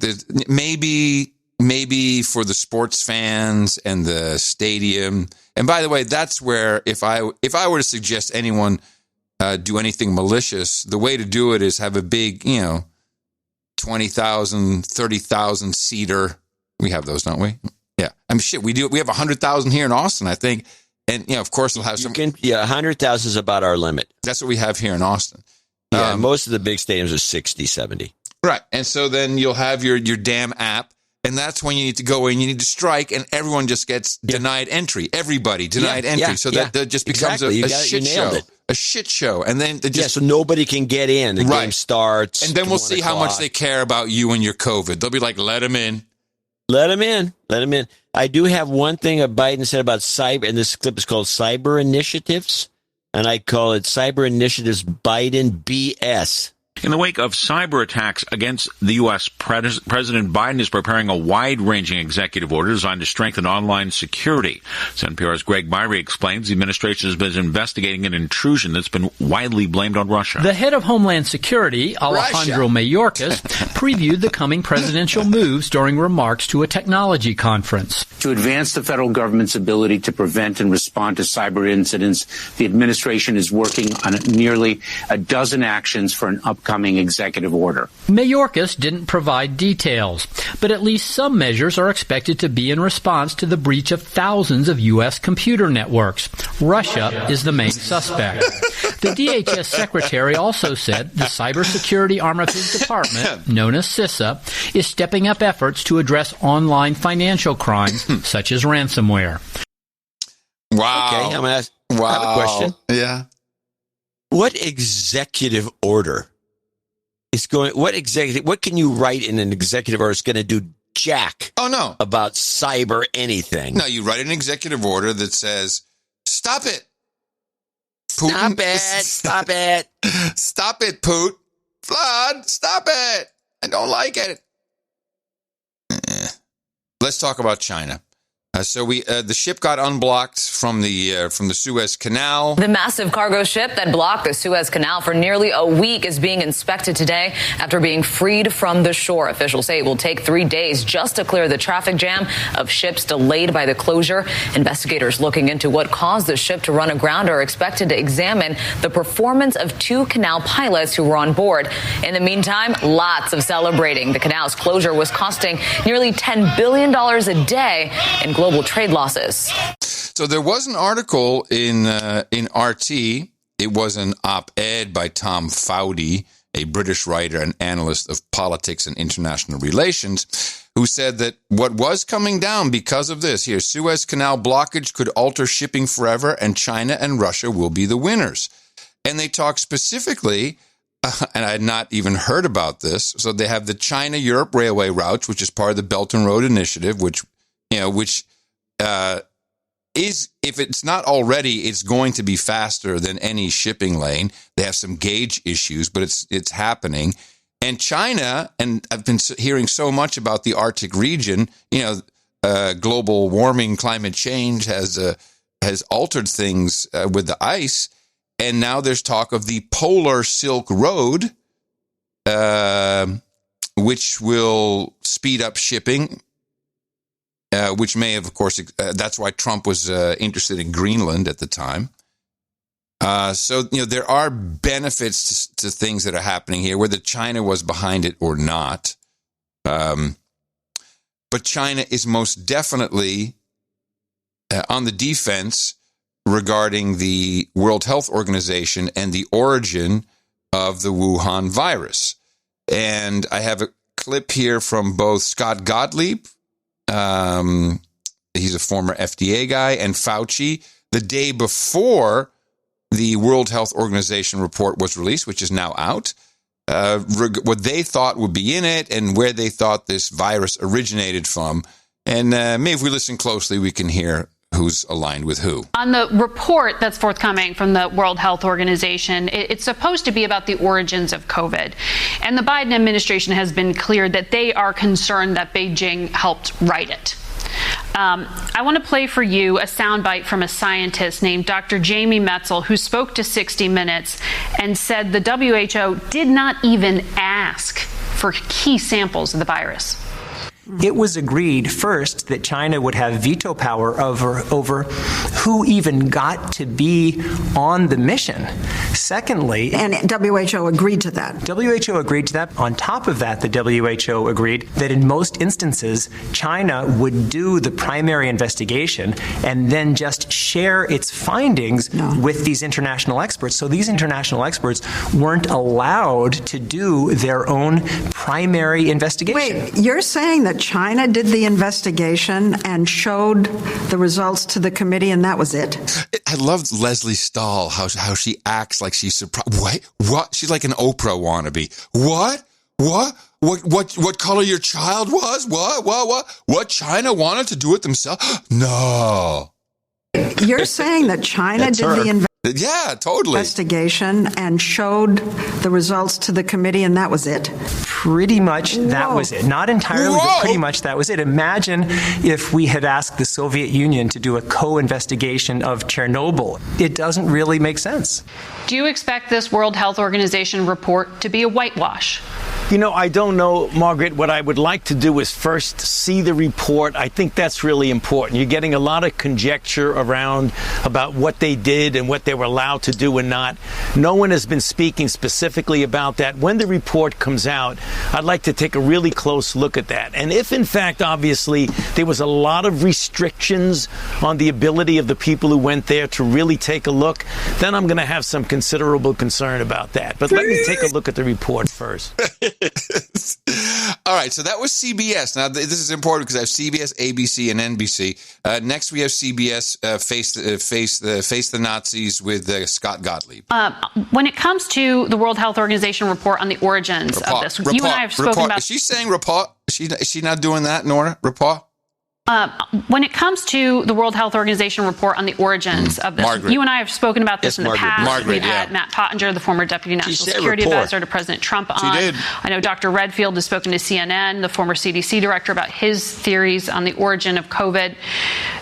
To be clear here, when it comes to this report, you've said you believe the most likely scenario on the origins of COVID was that it was just bouncing back and forth between people and animals for a period of time and finally broke out. But you said the lab theory is never going to be fully dispelled, and the World Health Organization shouldn't walk away from that so easily. Do you expect them to walk away from that when this report comes out?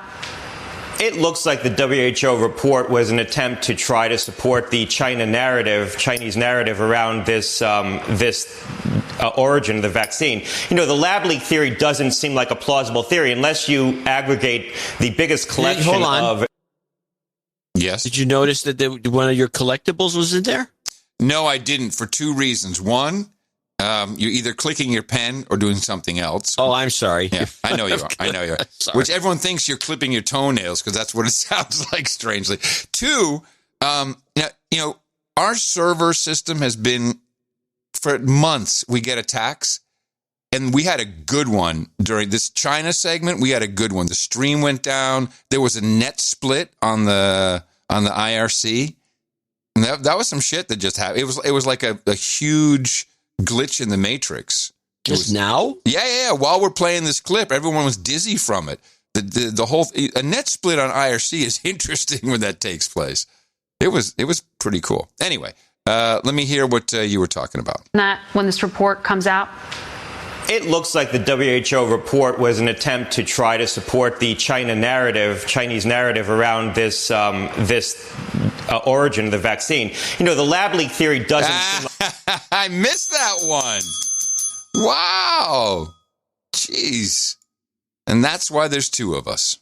The Chinese narrative around this origin of the vaccine. You know, the lab leak theory doesn't seem like a plausible theory unless you aggregate the biggest collection of coronaviruses and put them in a lab, a minimum security lab in the middle of a densely populated center and experiment on animals, which is exactly what the Wuhan Institute of Virology did. They were using these viruses in a BSL-2 lab and we now know infecting animals. So that creates the opportunity for a lab leak. It might not be the most likely scenario in how this virus got out, but it has to remain a scenario. And I think at the end of the day, we're never going to fully discharge that possibility. What we're going to have here is a battle of competing narratives. Let's go to... Hold on. Let's stop for a second and go over some of the logic. The logic. Which, yes, it's just as logical as you got to wear a mask after you're vaccinated. The logic of... Well, it's anything but this lab that specializes in working on, and it's not a low-end lab, it's a high-end lab that's associated with some of our labs. I know.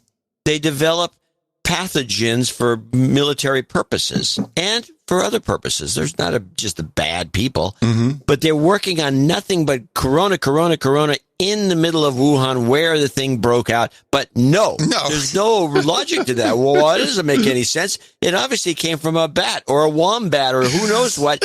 And a year goes by, they can't find the animal.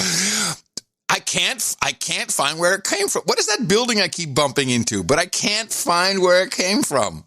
That doesn't make any sense that it would come from that building. I don't get it. Do not get the idea that this doesn't make any sense when it's the only thing that makes sense. This is a classic example of a 1984 type scenario. It's just you don't believe your lying eyes. This is what Naomi Wolf is starting to understand. This is literal mind control. This is brainwashing. It's also gaslighting. It's all you fill in the blank to the extreme. Fill in the blank, whatever you want. And it's these kinds of things where it's just so blatant. So blatant. I don't have a problem with the theory that they want to promote, which is it came from some animal. Find me the animal. But you know what, animal? John? Is it a pangolin? This is again the problem. No one watches. It really is not. I mean, how many people watch the news? You and I watch, just a couple million people, but 10 million people watch the news. Okay.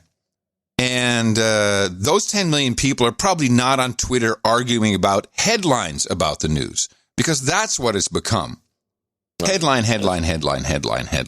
And so no one is informed, and then they don't have the patience without subtitles to watch the news and listen and absorb what's being said. Just like, oh, okay, well, I'll take whatever. Well, that's why they're lined up for the shot. Yeah, here's ABC. And one other headline overnight, a new report from the World Health Organization finds animals were the likely source of COVID-19. Researchers say the transmission from bats to humans through another animal is the most likely scenario. They say a leak from a Chinese lab was, quote, extremely unlikely. The results were expected. China's government teamed up with the WHO on this study. Teamed up? They teamed up. Hey, guys, we're here to team up with you. Let's do NBC, who at least had a copy of the leaked report. Tonight, NBC News has obtained a leaked copy of a highly anticipated 123-page report addressing the question, where did COVID come from? The World Health Organization's joint study with China concluding the exact route of exposure to people is unknown. It continues, circumstantial evidence supports a range of potential spillover pathways, most likely bats to humans, perhaps involving another animal. And it says a laboratory origin of the pandemic was considered extremely unlikely. I just gotta stop. The irony that this laboratory is extremely unlikely is hilarious, contrasted with the vaccine is not, this people's flesh is falling off, the blood clots, dying, but it's not the vaccine. I mean, it's crazy the world we're in and what people will believe. But critics say the WHO team only made brief visits to the Wuhan Institute of Virology and never received all the information they requested from Chinese officials. Just last week, a former CDC director saying, I still think the most likely etiology of this pathogen in Wuhan was from a laboratory, escaped. Adding to the mystery tonight, NBC News confirming through patents that the Wuhan Institute of Virology have been taking live bats from the wild since at least 2009, and in some cases, keeping them for years. In a 2018 patent, the WIV demonstrated it had designed cages for breeding bats. Today, the WHO saying nothing should be ruled out. All hypotheses are on the table and warrant complete and further studies. But tonight, other scientists have called for an independent investigation, noting that every conclusion in this report had to be signed off by China. Here's a thought. Since it's a rudderless administration, Lord knows who was really calling the shots and saying, here's what we should do. At least with Trump, it was probably him. We have no idea who was in charge of this. Is it possible that they're trying to leverage this one report against the Chinese again for the spanking that our American team was given in Anchorage? Do you think that, and they just suck at it because they can't really quite control the media? It's all over the map. I don't know. Something is wrong with this reporting. Well, the problem I'm having with it is it's all from the same checklist. Bat, no chance it was not the lab. building, not that building. The one that has No bats in chance it was the cages. lab. No. There's always 2 points made in every one of these reports, exactly the same 2 points. So that bothers me. It means it's coming from a source. I'm not sure who the source is, so we can figure that out. It might be useful. I don't know. But it's definitely talking points more than it is reporting. Oh, for sure. Now, I'm still not convinced that we aren't in some kind of economic hit job by China. Even though it was a little bit of a slowdown, I cracked the screen on my phone. I called around. Yeah, it's dumb. I dropped it. Called around because I'm very partial to this phone. It's my OTG phone. It's running Graphene OS. I'd like to keep this one. No screens to be found because of the ship is the answer now. No screens. No, I take that to be true. They said none of our suppliers have any. Got a note here. Kenworth Trucks, one of our producers, is having a shortage of chips, just like the car manufacturers. We have 500. Hold on. The chip shortage, which is real. Already started. Yeah, it was already underway. It already started before That's what I'm saying.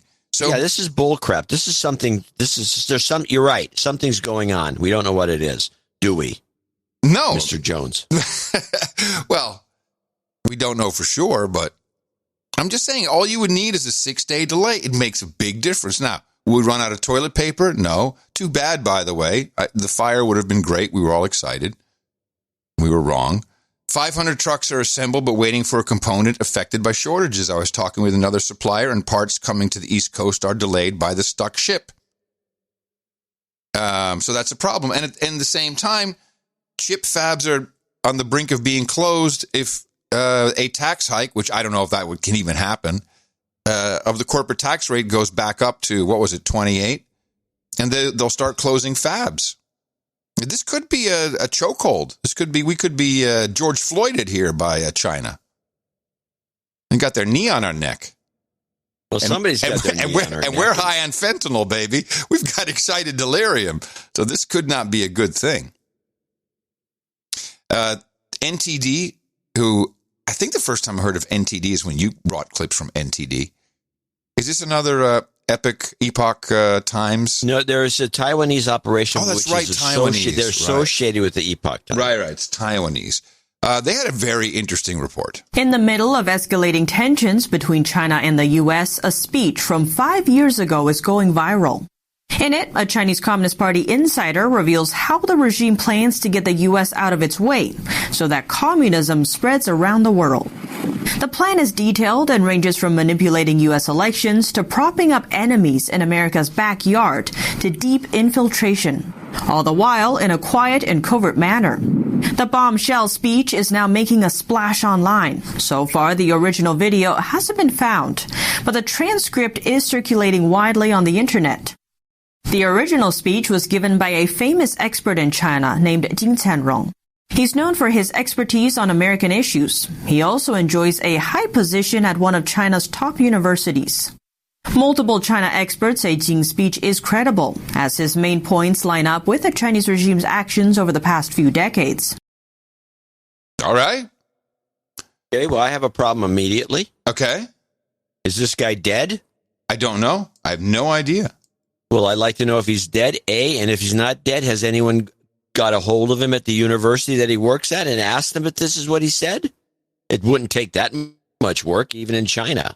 I don't know.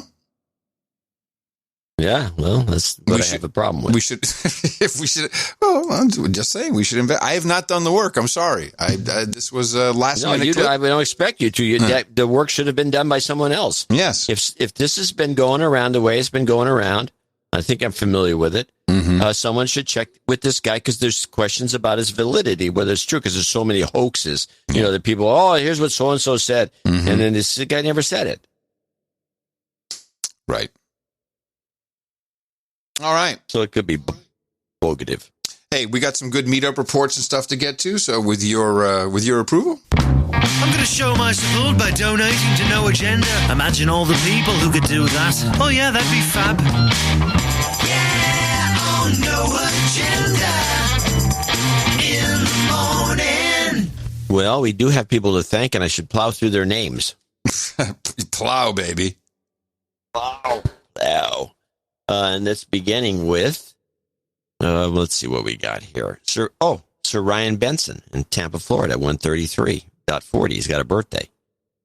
He's got a little note there. You might want to read it. Jen Strauss in Portland, Oregon, 100. Sir Dave Pugh, Baron of the Pew Pews, Pew, Pew, Pew, in Massillon, Ohio, $100. Got a lot of hundreds today, thank you. Sir Ryan wanted some back healing karma. We'll get that for you. The end. Yep.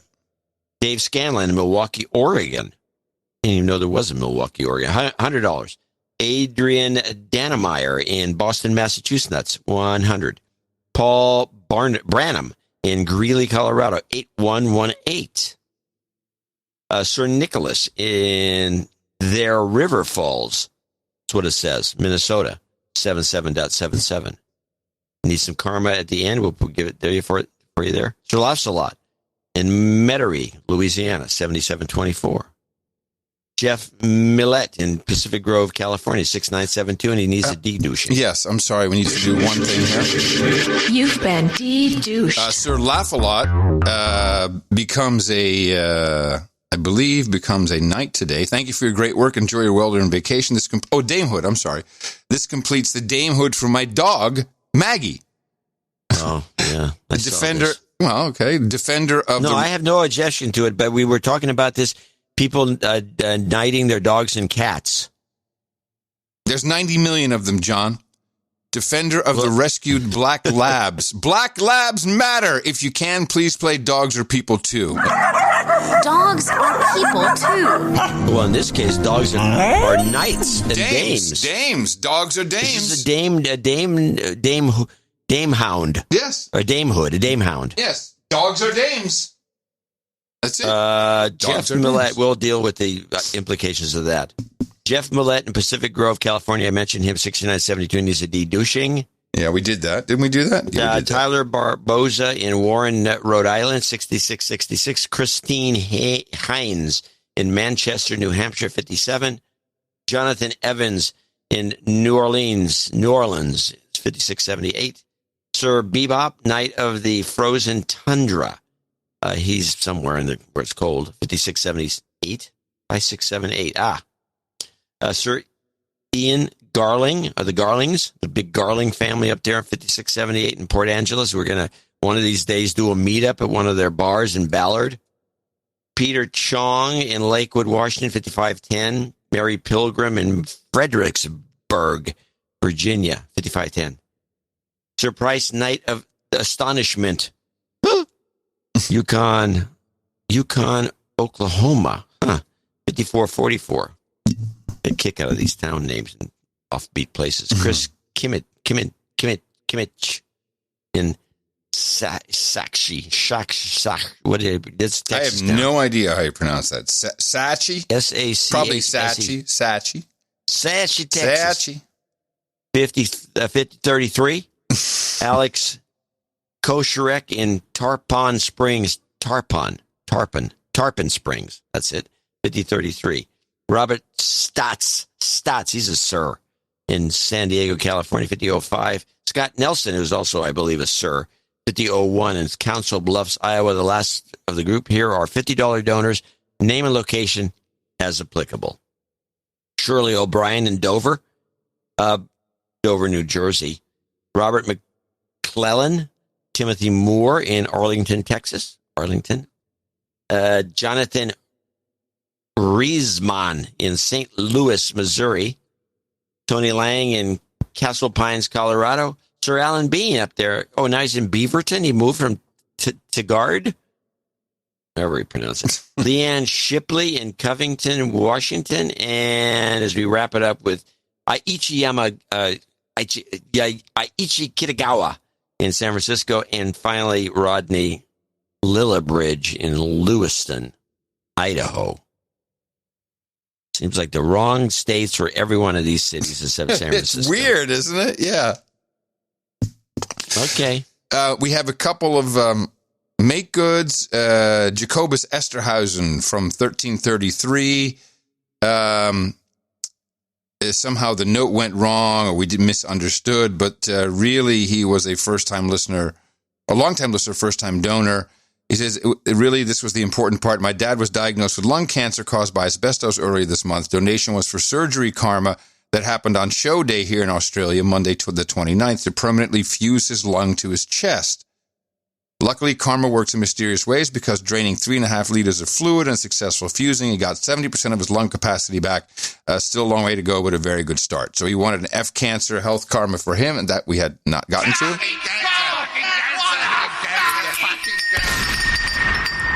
You've got karma. And Sir Proteus, who by his own admission wrote a very long note explaining his venture, his business, his framework, and he donated, and then somehow he said he kind of forgot that if he wanted to mention the URL, that would be helpful, or at least a concise description of what it was. It's the Yougle Web Services, yougle.ws. And this is for people that have freedom online through technology they own and control. It's an OTG concept. It's open source project to design and deliver critical software infrastructure that the average person can own and use. So if you want to work on that, yougle.ws. And we thank them, of course, for their previous donations. And we thank everybody who produced episode 1334 of the No Agenda Show. We really thank you so much. Also, people under 50 who do that for reasons of anonymity. And you can find out what else you can do under that $50 level, which is a great way for sustaining donations with one of our many programs you can subscribe to. For more information on that, go to Dvorak.org/NA. It's your birthday on No Agenda. Brand new month, and one day late, but we have Dave Basor saying happy birthday to his daughter Sarah, who, turned 31 on the 22nd. Oh, a little bit more than one day. He also says happy birthday to his wonderful son Joshua. Did I get that? So daughter Sarah, Joshua 22 on March 24th. There we go. Got it figured out. Aileen Soar says happy birthday to her knight in shining armor, Drew, who turned 67 on the 30th. Scott Reinhardt, happy birthday to his smoking hot wife Carla, who celebrates today. Sir A.J. Rystat, Baron of Yellowstone, happy birthday to his daughter Katie, turns 14 on April 2nd. Anonymous celebrates on April 2nd. Sir Ryan Benson, 39 on the 2nd. Jen Strauss, happy birthday to her favorite person, Dwayne Parker. Carissa Mulan, happy birthday to her longtime boyfriend, Scott Manning, who's turning 50. And finally, we say happy birthday to Jason Michalowski. Happy birthday from everybody here at the best podcast in the universe. That one, let me see, we have two dames, and we've got one knight, so that's a little unbalanced, but it doesn't happen often. It's balanced as far as I'm concerned. Here's the blade. Nice. Danielle Taggart, Black Lab Maggie, here girl, and Drew Soar, hop on up here on the podium, all of you are welcome here at the round table. We have a little special one for our Black Lab Maggie. You have all supported the No Agenda Show in the amount of $1,000 or more. That gives you your absolute right here at the round table of the No Agenda Knights and Dames and the Hound Dames. So I hereby proudly pronosticate thee, Dame Taggart, Dame Maggie, protector of the rescued Black Labs, and Sir Grumpy Old Boomer. For you, we've got Hookers and Blow, Rent Boys and Chardonnay, Ale and Soft Molasses Cookies. We got Sparkling Cider and Escorts, Ginger Ale and Gerbils, and mutton and mead, of course. I guess Dame Maggie will enjoy all of that. Go to noagendanation.com/rings. Have Eric the Shill help you out with the appropriate size. I'm not quite sure what we're going to do. At least you didn't get bit. Right? Hey, no mean dogs here like Joe Biden has. No. Biden's dog's bit twice now. I know. This is not good. It's an outrage. It's an outrage. Let's go to our meetups, because there's a lot going on. We got a couple of reports, too.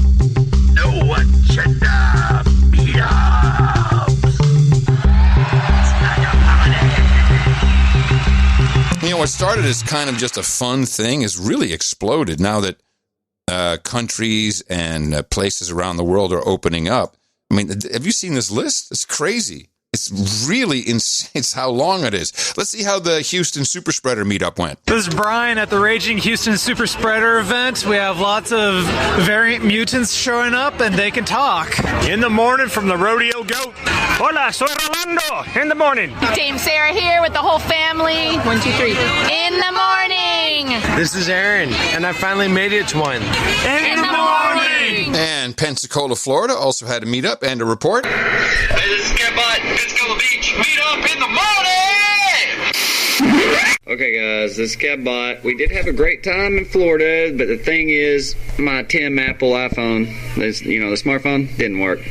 It only recorded some of the stuff, and there was a few couples that showed up. One of them showed up twice. We had a great time. People, I really urge you to do this. Anyways, adios, mofos. DoubleRight.org/in-anger. Always nice to abuse the children for the show. Thank you. Appreciate that. All right, let's see what's coming up. We have one promo for Kansas City. Doesn't happen often. I appreciate the effort that went into this. In what seemed like any ordinary donation segment, Sir Belo's next. One extraordinary knight stepped forward. And he's in St. Joseph, or St. Joe, Missouri. To offer his fellow producers courage in a time of fear. Mention No Agenda at the Felix Street Pub in St. Joseph, Missouri for a free shot of courage. Whoa, John, are you sure that's what it said? Could you read that again? Mention No Agenda at the Felix Street Pub in St. Joseph, Missouri for a free shot. Join the Kansas City Meetup Crew Saturday, April 17th at 3:33 p.m. at the Felix Street Pub in St. Joe, or SVP at noagendameetups.com. Someone's got to report back on what happens. Okay. Oh, man, getting creative. Here are the meetups coming up for today. The Viroqua, Wisconsin Driftless Douchebag Didgeridoo Jamboree, 6:30 at Liberty Bar in Viola. Tomorrow, meetup near SLC. That'll be in Lehi, Utah at 6 o'clock. Also on Friday, the Houston Hackers meetup at 6 at Ninfa's Mexican Cantina.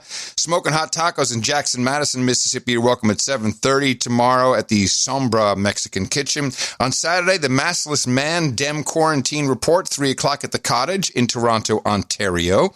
The Brooklyn, New York meetup takes place at 5 Saturday at the Oceans Bar and Grill in down Brownstone Billiards. Then also on Saturday, Senator Jesse Coy Nelson's Senate Committee meetup in Busan, Korea. Now it says, he sent me a note about this. He says Seoul time is listed. The Saturday meetup is in Busan. That is the one that I am hosting. But because Seoul time is listed, it might have been mislabeled in the notes. I'm not quite sure, but please make sure that you check with Jesse and contact him for the meetup on Saturday. Also on Saturday, the Well-Informed protest in Plano, Texas, up north here at 7:30 at Katy Trail Outpost. On Tuesday, the North Central Indiana protest against tyranny at 6 o'clock at Mad Anthony's Tap House. On April 8th, the Thursday, a week from now, the State Line Mask-Friendly meetup, 6 o'clock at the Boxcars Pub and Grub in Clinton, Wisconsin. And Friday, next Friday, that is, not this one, La Noche and Palma de Mallorca World Tour 33. That will be in Hotel Rui Concordia Pool Bar in Playa de Palma in Spain. Ask for Alex. Sounds like a cool meetup. We are so behind in our meetups. And then there's just a whole mess of them I don't even have time to read today. So go to noagendameetups.com. This is where people come together. It's a mind meld. You'll find that's where the 5% come together. You all have some basic understanding of what you're thinking about, what you want, what others want. You have no problem conversing because you're intelligent, and hanging out with similar people is fun. And they're not who you'd expect they would be. NoAgendaMeetups.com. Go ahead. It's easy, and it's like a party. Sometimes you want to go hang out with all the nights and days. You want to be where you won't be triggered or held to blame.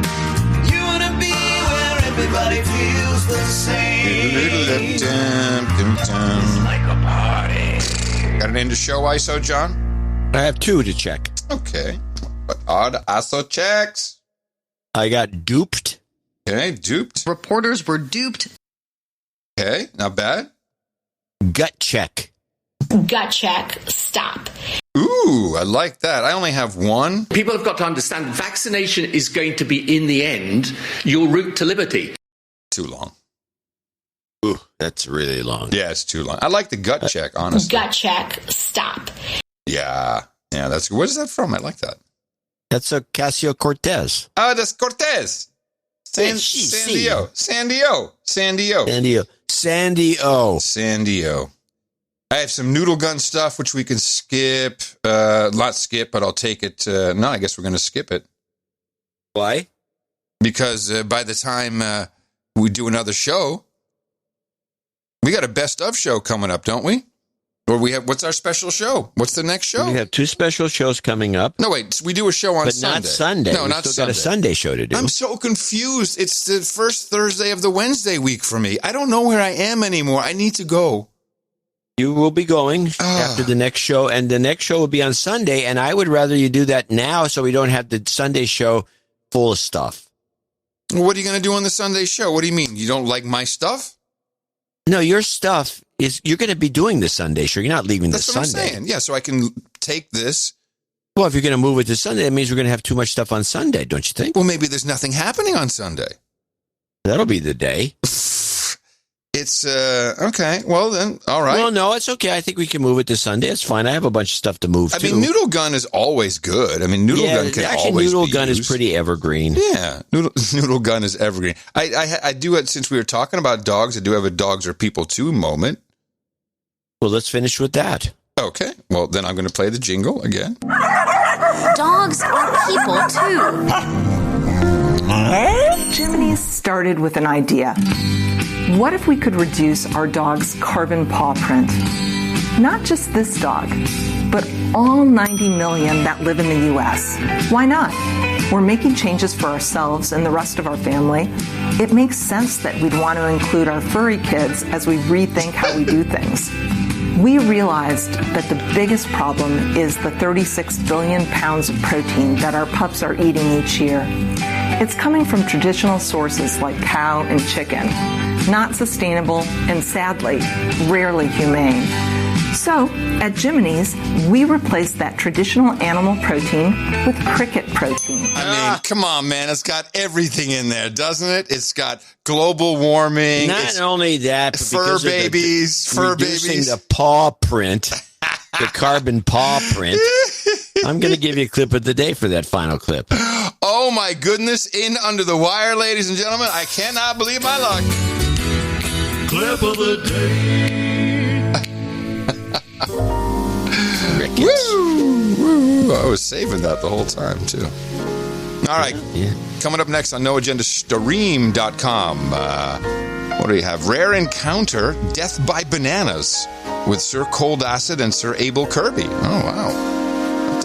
I probably want to check that one out. End of show mixes, Jesse Coy Nelson and Tom Starkweather. And then we thank all of the producers of Gitmo Nation and No Agenda Nation for producing episode 1334 of the best podcast in the universe. I'm coming to you from Austin, Texas. It's the capital of the Drone Star State here in Opportunity Zone 33, where it's starting to look a lot more like San Francisco. More on that perhaps Sunday. And this is FEMA Region number 6. It looks like a FEMA camp. In the morning, everybody, I'm Adam Curry. And from northern Silicon Valley, where it doesn't look like a FEMA camp, and it doesn't look like San Francisco, I'm John C. Dvorak. We return on Sunday right here with another episode of the No Agenda Show. Please remember us at Dvorak.org/NA. Until next time, adios, mofos! And such.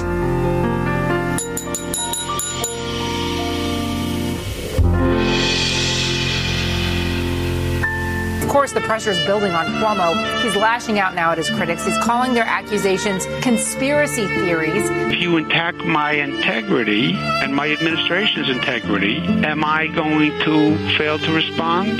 No. Instead of addressing the reasons why their office made an attempt to hide and cover up nursing home deaths and give out legal immunity at the peak of the pandemic to nursing homes, he's deflecting, and that's what he does best.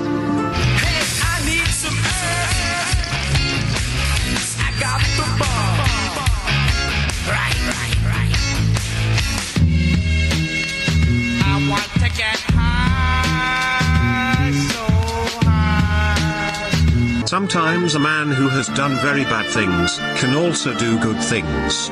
How is he to be judged? Such is one of the dilemmas of life. It's $100 million over 4 years. So the tax revenue that's generated from the cannabis industry, they're estimating it's going to be about $350 million in New York State.